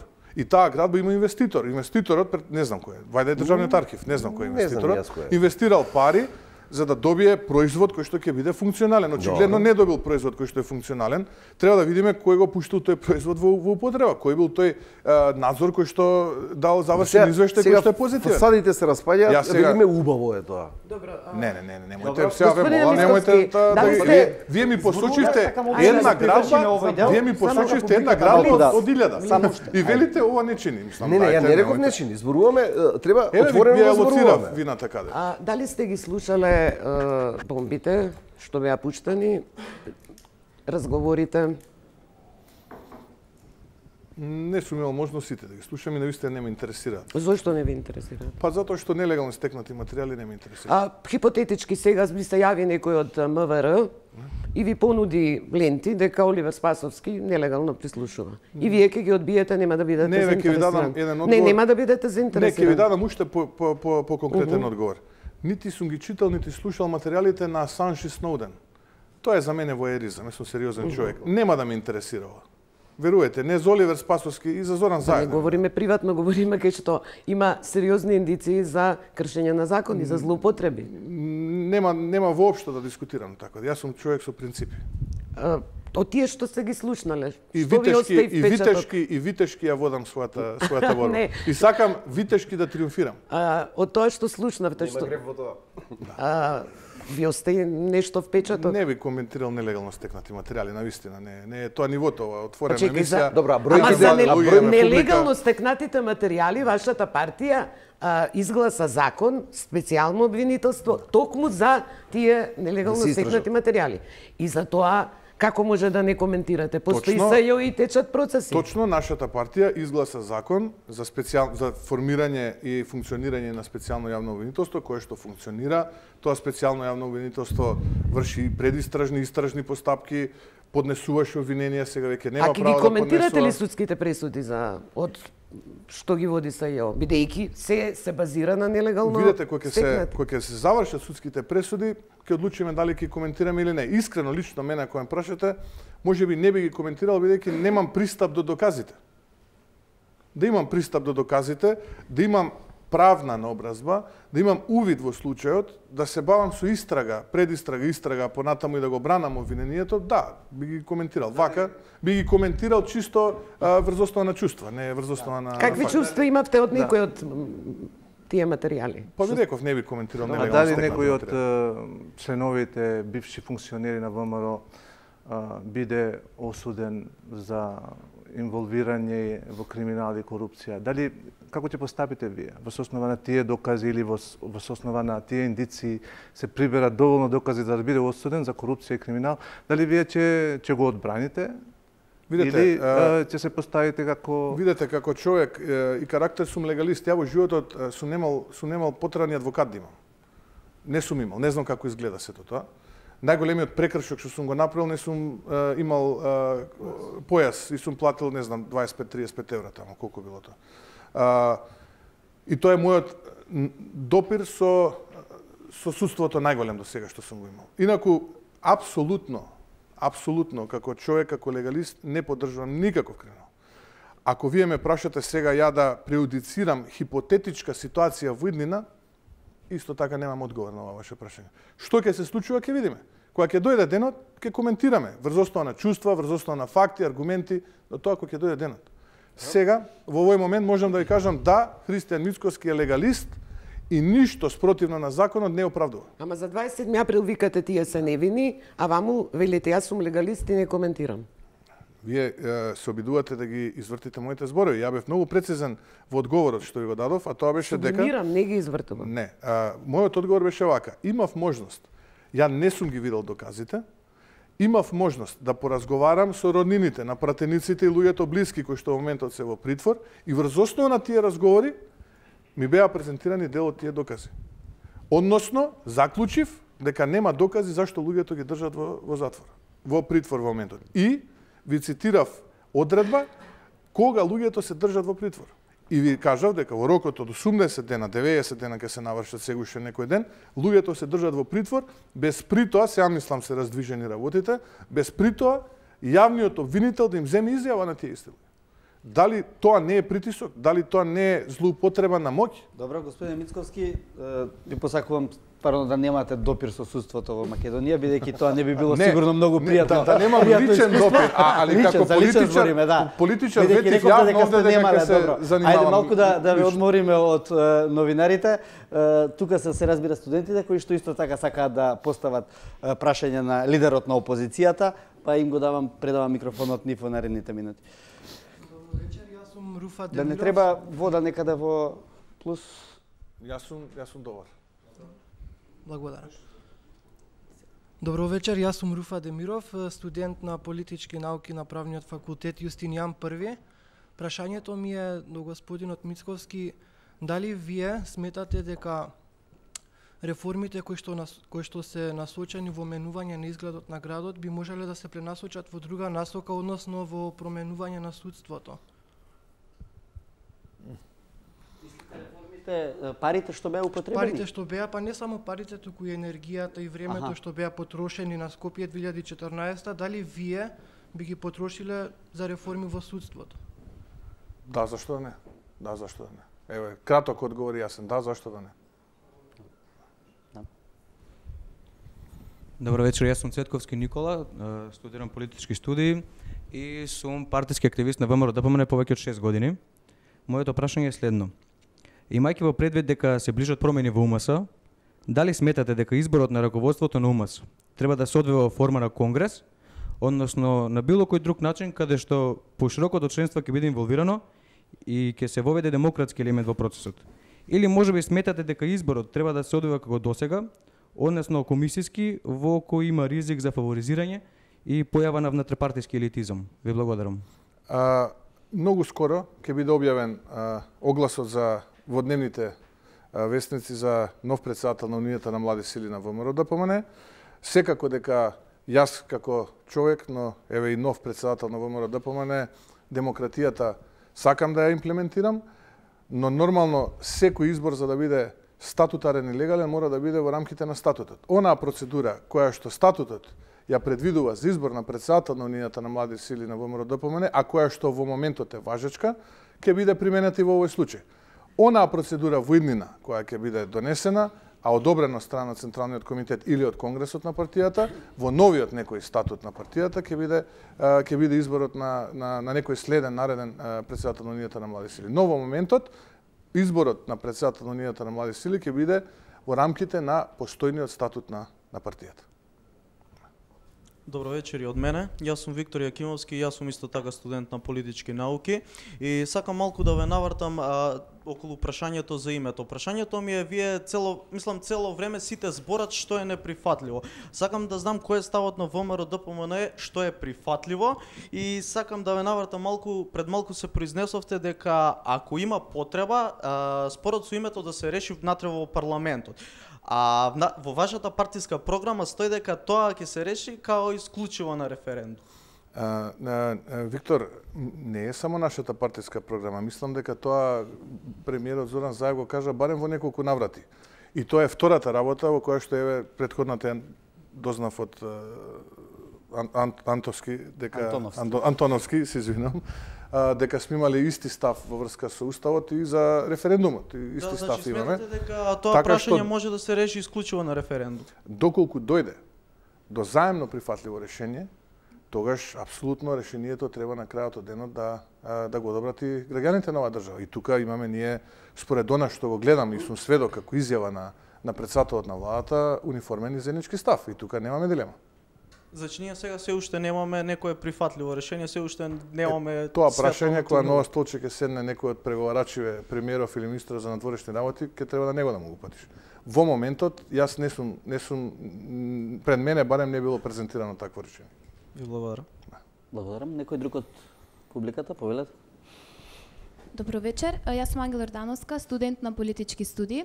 Моето прашање е дали процесот на реформи во вашата партија би се подобрил како и тој сет на идеи кои што цело време го споменувате, доколку побарате помош од странски ефикасни стручњаци и какви мерки се преземени во таа насока? Не го разбрав прашањето, дали мислите дека ќе се обидам да го повторам. Реформите кои што ги имаме внатре партиски треба да консултираме странски експерти кои што би ни помогнале, така? Ние можеби во моментот не консултираме странски експерти, но секако ги консултираме статутите на нашите сестрински партии, а тие сестрински партии се дел од Европската народна партија. Јас сега кога бев во Брисел, бев на парламентарното собрание на таа Европска народна партија, имавме цел ден состаноци таму. Инаку во моментот имаме најмалку 10 статути од наши сестрински партии кои што ги консултираме, ги преведовме, ги обработуваме и тие треба да дадат одговор како понатаму би изгледал партискиот статут кој што како документ треба понатаму да го гарантира, нели, внатрепартиското реструктурирање и организирање. Благодарам. Добро вечер, јас сум Филип Цветанов, исто така студент на политички студии. Моето прашање е во која мера реформите, внатрешно партиските реформи би биле поразлични за разлика од поранешната лидерска структура на ВМРО ДПМН и во кој правец би се движеле тие реформи? Па тоа сум го комуницирал доста пати вака во јавноста. Ние ќе воведеме нови тела во самата партија, кои што ќе гарантираат најпрвен нови идеи, свежи идеи, кои што понатаму ние како политики ќе ги имплементираме. Тоа ќе биде Советот на извршниот комитет, Советот на претседателот. Исто така, врз основа на овие анализи кои што ги правиме со статутите на нашите сестрински партии, ќе имплементираме поголема демократија во изборот на местни комитети, општински комитети и така натаму. Ќе формираме нови комисии кои што во партијата до сега не биле формирани. Ќе формираме паралелна антикорупцијска комисија која што во моментот која што членовите на таа антикорупцијска комисија во моментот ги интервјуираме. Инаку апсолутно ВМРО ДПМН од формирањето во минатото, па така и до ден денес, е пионер во политичките текови во Република Македонија. Ако го видите нашиот статут и статутите на другите поголеми политички партии, ќе препознаете многу сличности. Ние први почнуваме да се зафаќаме со овој прилично револуционерен процес и многу некомотен, кога би биле вие на моје место, но сепак ја верувам дека на крајот од денот ќе добиеме еден убав резултат со кој што сите ние ќе се гордееме, а другите ќе припишуваат. Ви благодарам. Добро вечер, Сандра Санишковска, студентка на... Како бевте се извинувам? Сандра Санишковска, студентка на по политички науки на правниот факултет. Сакав да ве прашам, да се надоврзам до Виктор, колегата што кажа, за смена на името. Вие кажавте дека не поддржувате никаква промена на уставноста, но сам да ве прашам што поддржувате, вие доколку успеете да победите на наредните избори и формирате влада, нели? Што поддржувате за да влеземе во НАТО и ЕУ, бидејќи можам јас како дел од народов на Македонија да кажам дека народот сака да влезе во НАТО и ЕУ? ВМРО ДПМН на следните избори ќе излезе со сериозна програма, која што веќе ја одработуваме, која што ќе понуди одговор на сите овие работи кои што во моментот се лоши за граѓаните, за вас, младите луѓе, за сите овие луѓе одека во просторијата, и таму ќе дадеме одговор на многу дилеми. Кога ВМРО ДПМН ќе го води процесот, тогаш ќе даде одговор на тоа што поддржува или што не поддржува. Во моментот ставот на ВМРО ДПМН, многу јасно го кажав, и од тој став нема поместување. А каков е вашиот став за јазикот што се законот што се изгласа за албанскиот јазик сега пред? Ако ме прашувате дали ВМРО ДПМН го поддржува постојното законско решение, одговорот на тоа прашање го дадовме на неколку пресконференции во минатото, дека станува збор за производ кој што е антиуставен и неприменлив. И ги повикавме владеачките коалициони партнери да формираме една работна група која што ќе ја сочинуваат сите парламентарни партии, во која што ќе повикаме експерти, представници од Македонската академија на науките, представникот кај председателот на државата, најмалку 3 пати. Бевме брутално одбиени и кога разумот изостанува, тогаш демократскиот пркос доаѓа на сцена, тоа е она одлука која што донесавме да поднесеме амандмани во самиот процес. Ние уште стоиме на ставот и еве јас ја користам оваа прилика повторно да апелирам до владеачкото мнозинство да го повлечат од процедура овој закон, да седнеме на маса, да најдеме, да видиме, да се консултираме со експертската јавност, да го направиме уставен, а понатаму применлив. Значи, доколку вие би дошол на власт, би го кинале тој закон? Такво нешто не рекол, бидејќи јас мислам дека нема да се донесе. Добро. Има уште некој? Добро, ви благодарам за сега. Добро се начна ова прашање кое што требаше и ние да го отвориме. Подоцна ќе одиме и на реформите во ВМРО ДПМН, но кога почнавме со законот за јазиците да продолжиме. 36.000 амандмани. Мислите дека ќе успеете да го блокирате или сте во постојана консултација работните групи како да се деблокира овој процес? Ставот од прилike го знаеме дека треба да се блокира така што ќе има ново законско решение, но мене друго ме интересира, ги прифаќате ли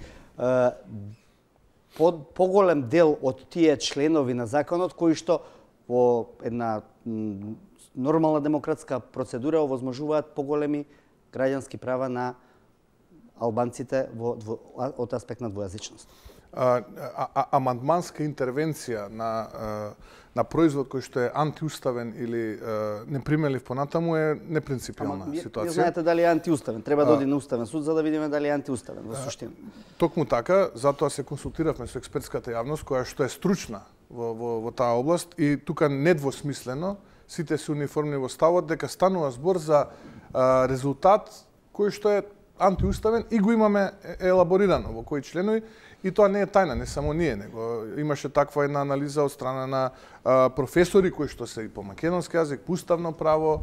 Да, дел од нив се и членови на нашите партиски комисии, дел од нив се блиски до нас, но дел се и во минатото жестоки наши критичари како политичари и како политичка партија.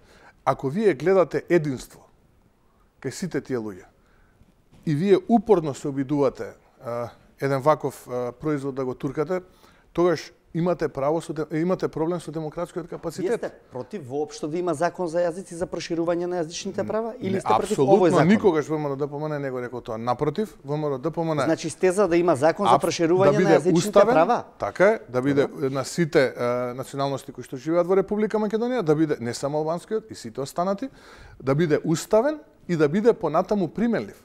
Ваков како што е сега, имаме јасна анализа од страна на стручни лица, темелна анализа, комуницирана во јавноста многу пати до сега, ви реков, и од луѓе блиски, но и луѓе кои што беа жестоки критичари на ВМРО ДПМН, дека е антиуставен и понатаму неприменлив и дека треба да се повлечи и да се доработи. Токму тоа ние го предложивме. Да, повелете Назир. Да да одлучува Уставниот суд за тоа. Па токму тоа затоа што ние вистински се грижиме Успеа за да се добие и мислење од Венецијанската комисија. Мислам дека законот е пратен, не знам, така барем беше... Па еве немате вистинска информација, не е пратен, туку така беше законот како се донесе требаше да се прати. Тоа е вториот проблем кој што го следи овој закон. И ќе се добијат препораките, ако нема нешто уставно, веројатно тоа ќе биде голем материјал за вас. Да, само што ако ми дозволите да ви одговорам, политички капитал.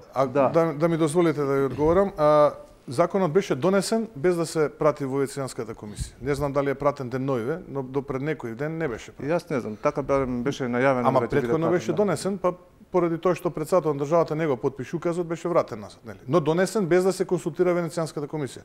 И втор минус во целата оваа работа е што Венецијанската комисија не ви толкува дали е уставен или не, него дали е функционален, дали ги гарантира правата и така натаму. И ја одма ќе ви кажам, мислење и ќе има и Уставниот суд, да ќе ви кажам, ќе биде одлично мислењето на Венецијанската комисија. Иако не знам зашто не го пратија.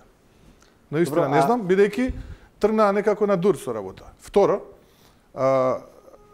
токму тоа е разликата меѓу нас и овие кои што се обидуваат на овој начин да го донесат тој закон. Ние не се занимаваме со бројки, со суштина. Ако знаеме дека од старт е неуставен и неприменлив, а сакаме да го протуркаме, чии страсти задоволуваме? Сакаме да направиме нешто што на вистина една голема етничка заедница во држава ќе го применува, или сакаме само бројка да задоволиме и да направиме едно кругче во нашиот меѓукоалициски договор? Така ние не функционираме.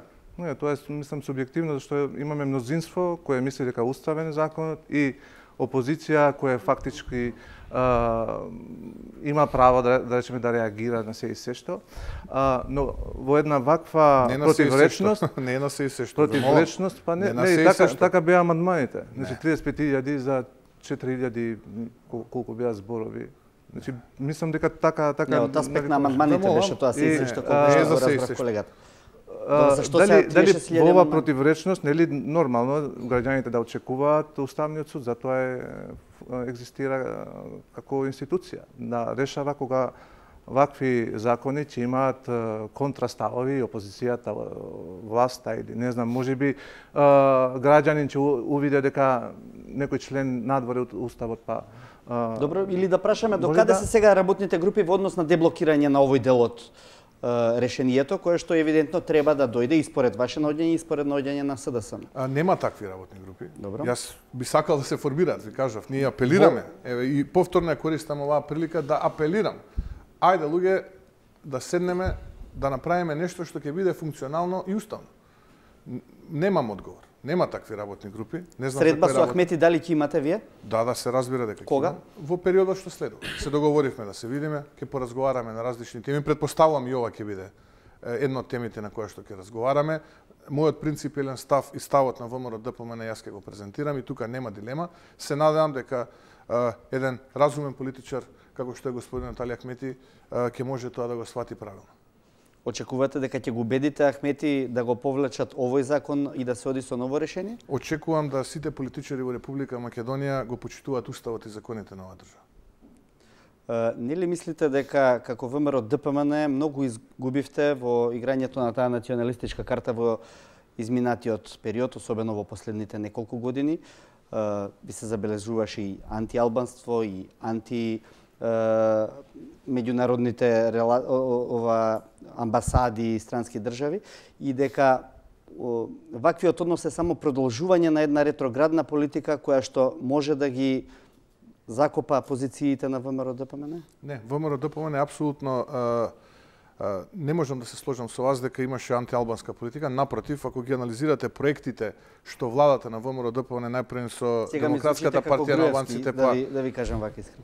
Не, ама вие ме прашувате во изминатите години. Еве да не тоа да не ви одговорам на прашањето. Ако сакате да почнете да ми набројувате колку се вработиле во Тетово и во Шипковица, тогаш кажете ми нешто поконкретно заради што не би било тоа така, но перцепцијата е таа. Ајде ќе разговараме од сега па натаму. Да, имам план, имам желба да имаме што непосредна, што поконкретна, што по конструктивна соработка со сите политички партии на албанците во Република Македонија, вклучително и господинот Ахмети, Демократската унија на интеграција, вклучително и господинот Села, Алијансата за албанците, вклучително и за сите останати политички партии кои што се релевантни во Република Македонија, со фокус на оние кои што се во парламентот.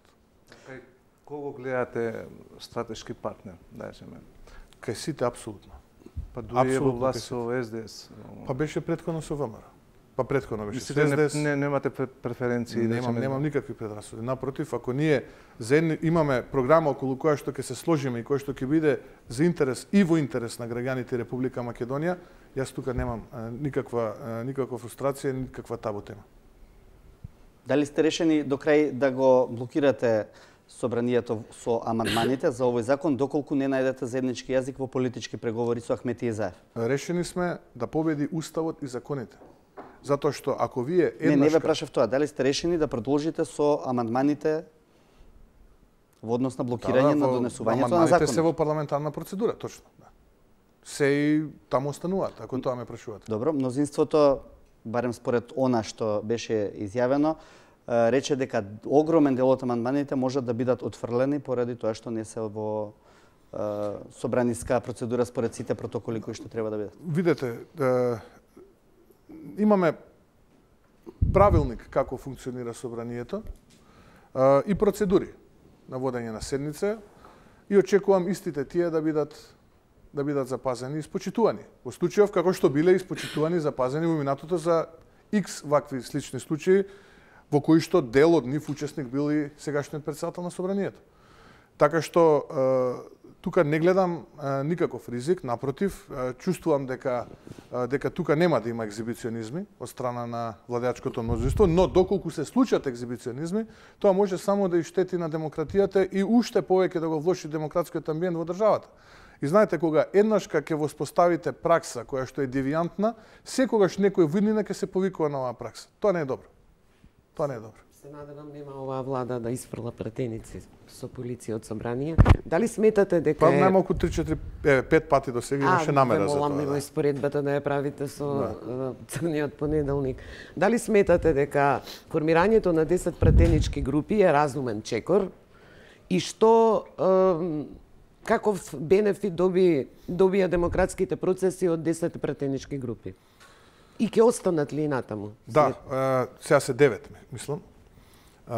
Бидејќи демократскиот амбиент е таков во државата за да полека дел од пратениците под сериозен притисок од страна на владеачкото мнозинство најнаш стануваат независни. Притисок или тие се сончогледи? Ве молам, разграничите. Па, сега тоа вие го кажавте, јас не би сакал да... Има пратеници кои секојаш се со власт. Но да, одговорот на вашето прашање е остануваат. Да, се уште остануваат. И што добива ВМРО ДПМН со 10 Пошто пред малку рековте нешто кога ќе се проголта, потоа станува правило.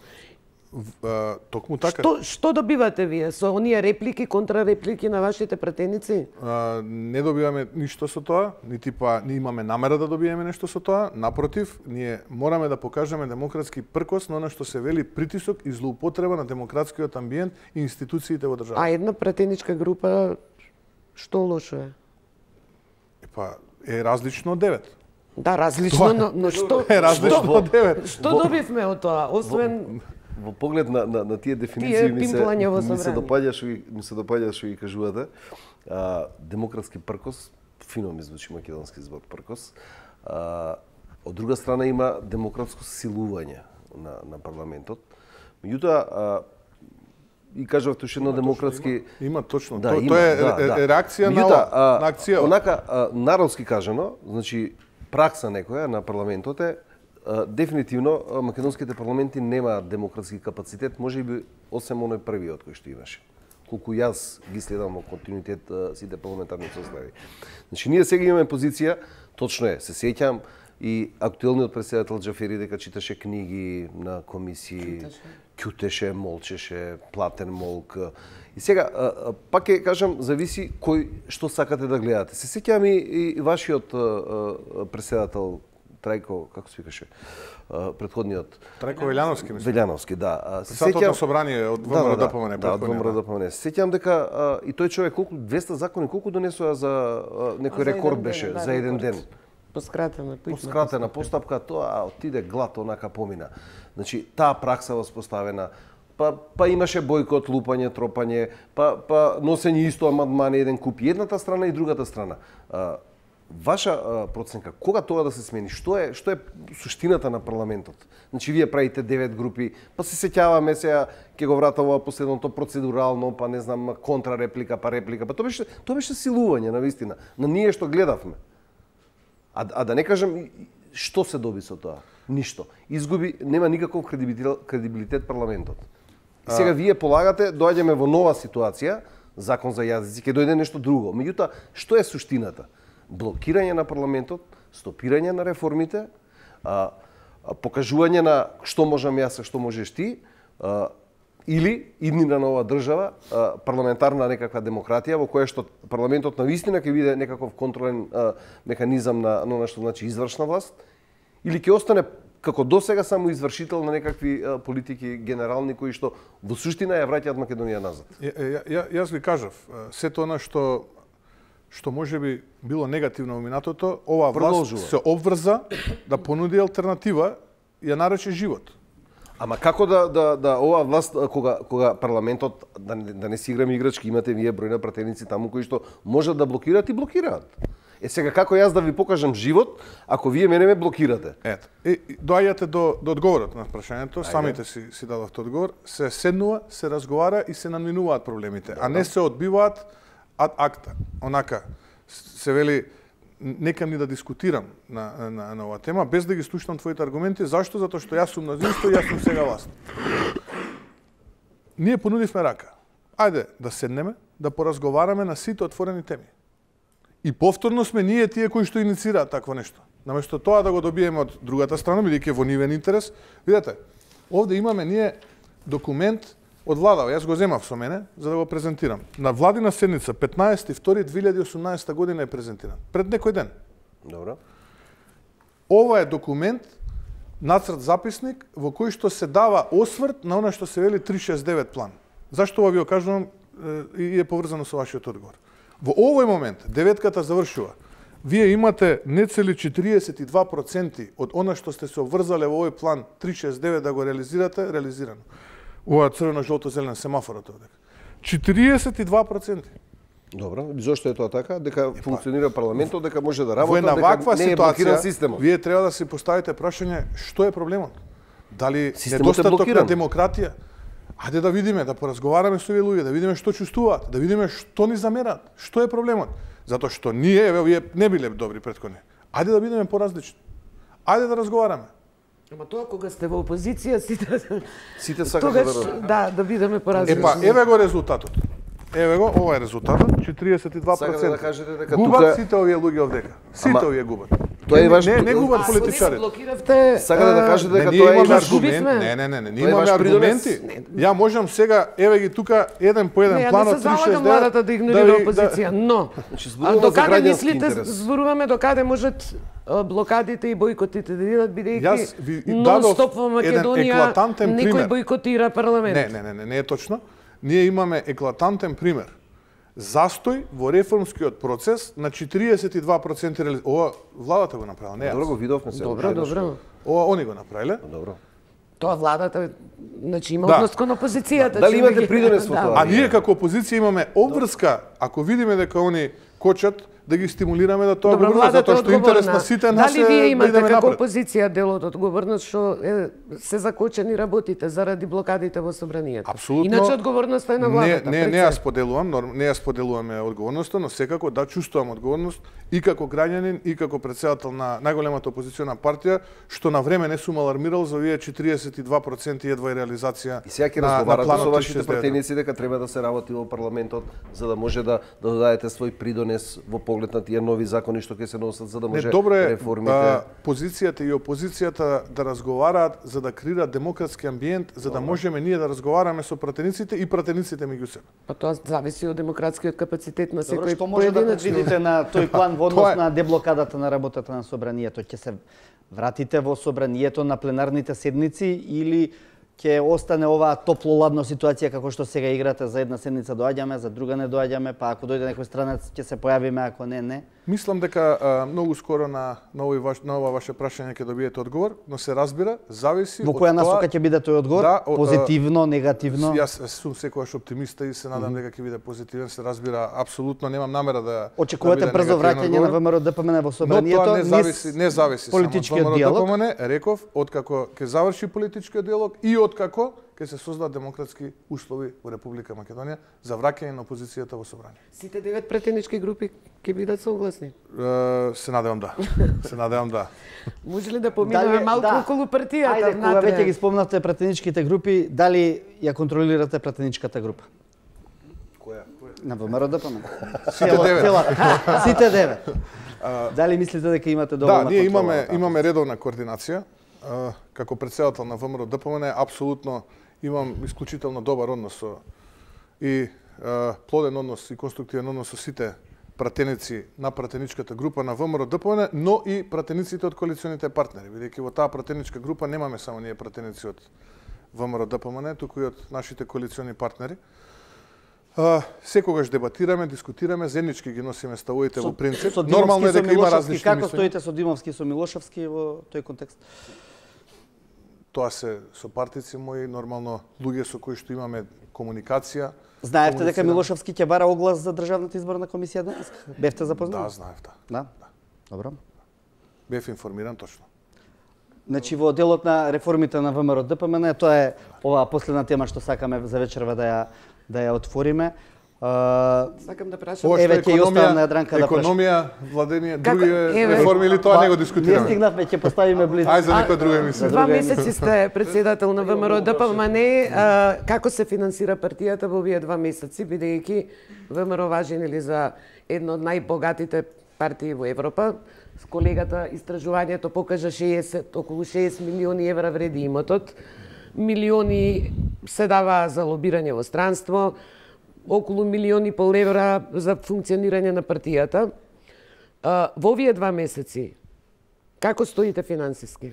ВМРО ДПМН, како и секоја политичка партија во Република Македонија, се финансира, нели, од донации и чланарини. Не би се сложил со оние цифри кои што ги споменавте околу милионите. Да, зашто кои цифри, па тоа се... Не, тоа е далеку од она што тоа е за имотот или хиперболизирање во вулгарна насока. Апсолутно не е. Така пресметка на целиот имот кој беше мислам го поседуваше партијата во тој момент кога се одвиеше. Јас ја немам таа пресметка, би сакал да ја добијам. Навистина ќе ми помогне. Кадастарот, значи цените што се... Ако може да ми ја дадете, би бил благодарен. Јас еве утре да дојдете на кафе да ми ја дадете, бидејќи ја навистина немам таа пресметка и би бил благодарен да знам со колку имот располагам, бидејќи ја не знам. Немам такво чувство. Чекај, нели беше околу 33-4 илјади метри квадратни имот? Тоа е од нивното истражување. Ако мислите на седиштето на ВМРО ДПМН, точно ќе ви кажам, некаде околу 4300 метри квадратни е со подрумски дел. Значи вие уште не знаете со кој имот располагате како председател на ВМРО. Затоа го замолив вашиот колега. Сметана од цените што не, да бидеме сериозни, далеко е од таа сума. ВМРО ДПМН се финансира во рамките на законот, со чланарина и донации, се разбира. Имаш информации дека имало проблем со исплата некако? Не, немаше тоа, нема такво, се си е како што треба, нормално тоа се шпекулации, нормално дека тие полувистини и невистини се злонамерни, затоа сум јас тука да ги демантирам. Можете нормално и да прашате луѓето кои што се нели вработени во ВМРО ДПМН да ви посведочат тоа. Колку луѓе во вработени? 4. Јас, ако може, едно прашање од претходниот блок ми остана да го... Инаку ја не сум меѓу нив, јас сум професор на Машинскиот факултет. Неспорно. И оваа функција ја обавувам волонтерски. Про боно. Да. Како и многу други работи во животот. Оваа сила како опозиција, значи која ви ја даваат бројките, по се изгледа ја користите за да ги блокирате сите можни иницијативи на актуелната власт и со тоа да изнудите, тоа е моје сваќање, да изнудите консензус или ваше учество во сите тие реформи, закони или други акти. мислам дека овој пат води или до предвремени избори, што нема да може да функционира вака законодавниот дом, или пак до некоја проширена владина коалиција која ќе треба да ги спроведе реформите, па може би да го реши името и така. Молам само прашањето, ако може, зашто да убрзаме. Дали кој е вашиот став за овие можни алтернативи кои се спомнуваат и во јавност? Не, ја повторно не би се сложил со вас дека ние ги блокираме. Напротив, мислам дека и нашите пријатели од меѓународната заедница инсистираат за вклученост на опозицијата дури и во оние закони кои што не се системски. И колку побрзо тоа биде сватено од страна на власта, толку подобро ќе биде за сите вас, не за нас, за сите вас, за сите нас. Која брка опозицијата од прво сега?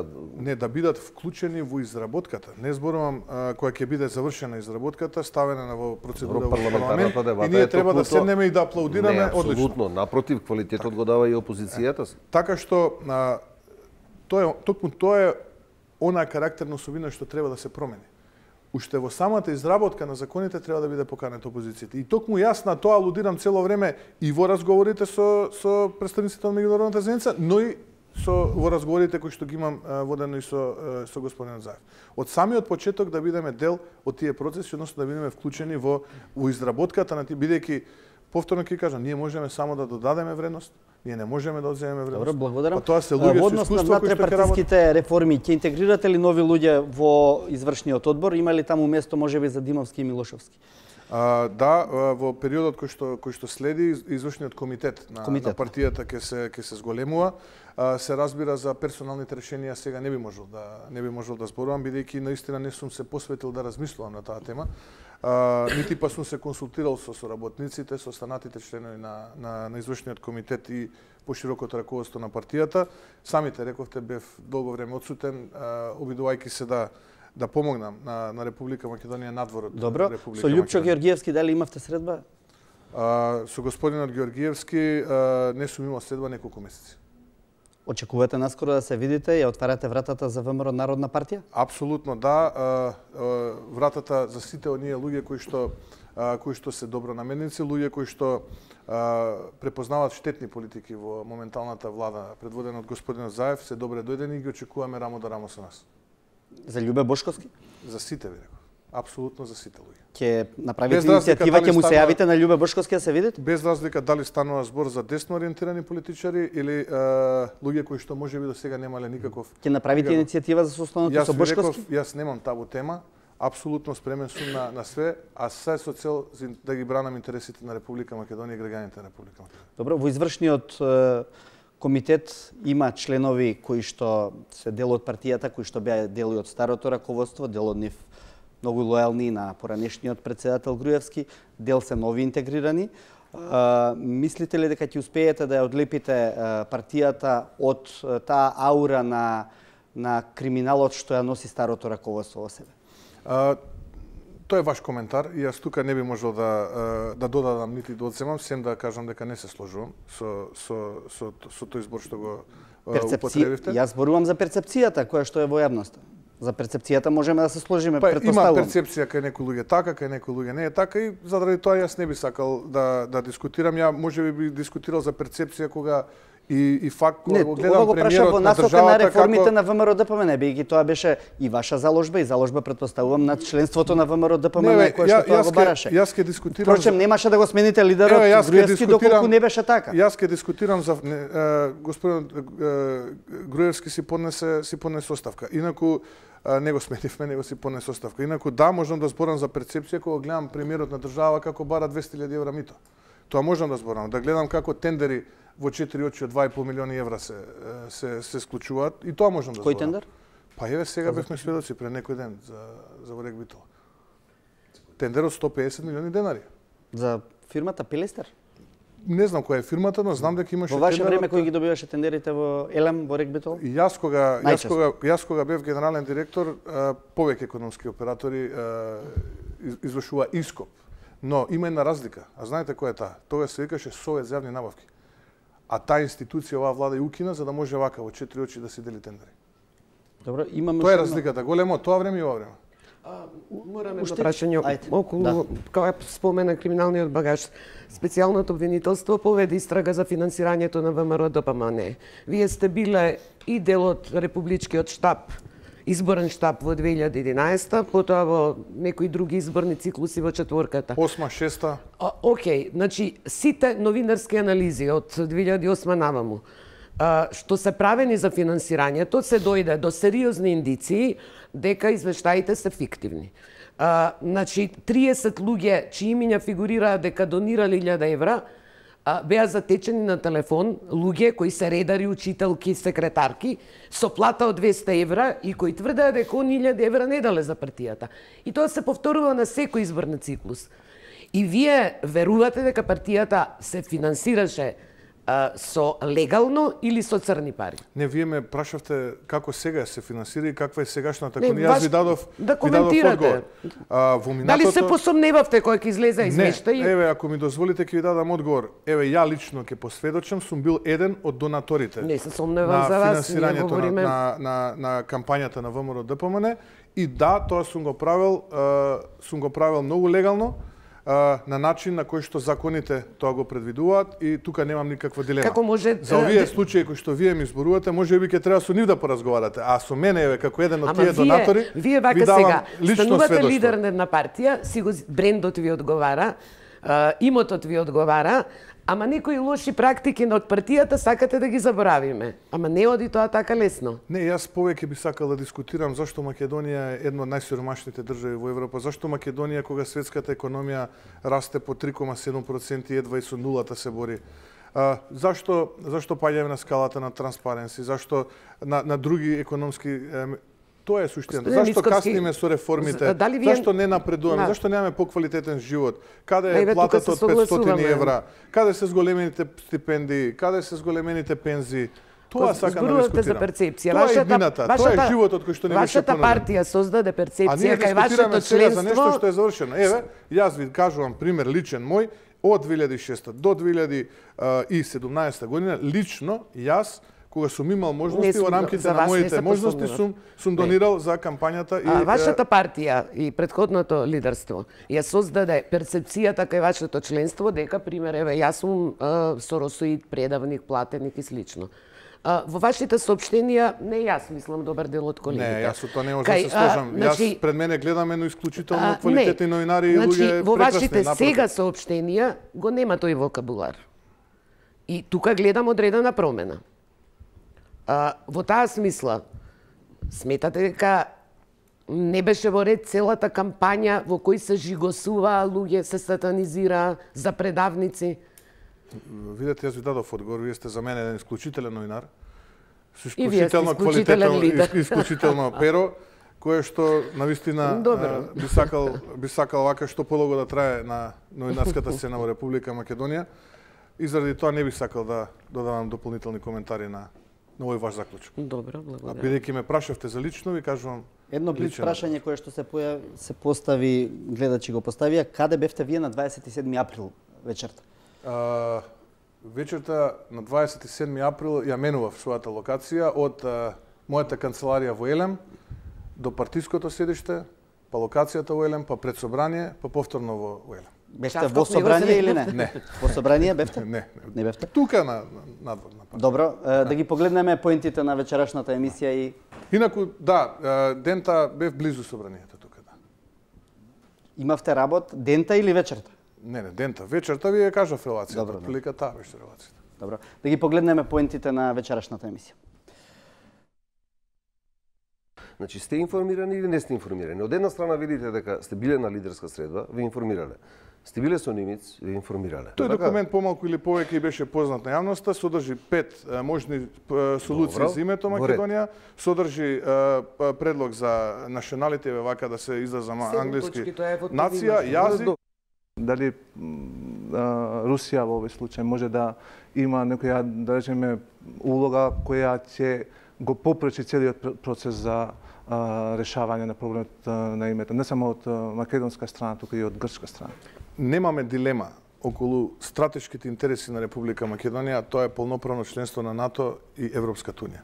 Чувствував многу тажно утрото кога Жаклина Пешеска ја апсеа 20 специјалци пред очите на незините 3 деца. А кога ги апселе другите, не сте се чувствувале лошо? Јас ви кажувам тоа што сум го гледал како сум. А значи 12 години не гледавте апсење во времето на ВМРО ДПМН. За разлика од вас, ја жалам и за Жаклина, што е апсена пред децата. И за Елена треба да жалите. Ама јас жалам треба да жалите и за Крсто, татко на 4 деца. Треба да жалите и за Сашо, родител на 3 деца. Значи вие не жалите кога кирката на Велија Рамковски, кога жалам. Па не искажавте жалење. Да, повторно сме во живо во студиото на 24. Почитана публико, ви благодарам што бевте вечерва гости. Ви благодарам и на вас, почитувани колеги, господин Мицковски, и на вас секако. Се надевам дека оваа пракса на отвореност кон медиумите ќе продолжи и во иднина. Тоа беше една од забелешките заради која што и претходното раководство имаше делумно такви грешки какви што имаше. Ви благодарам на поканата и можноста да бидам дел од овој убав проект Отворено. Благодарам. Почитувани гледачи, останете со телевизија 24, следува Преспав.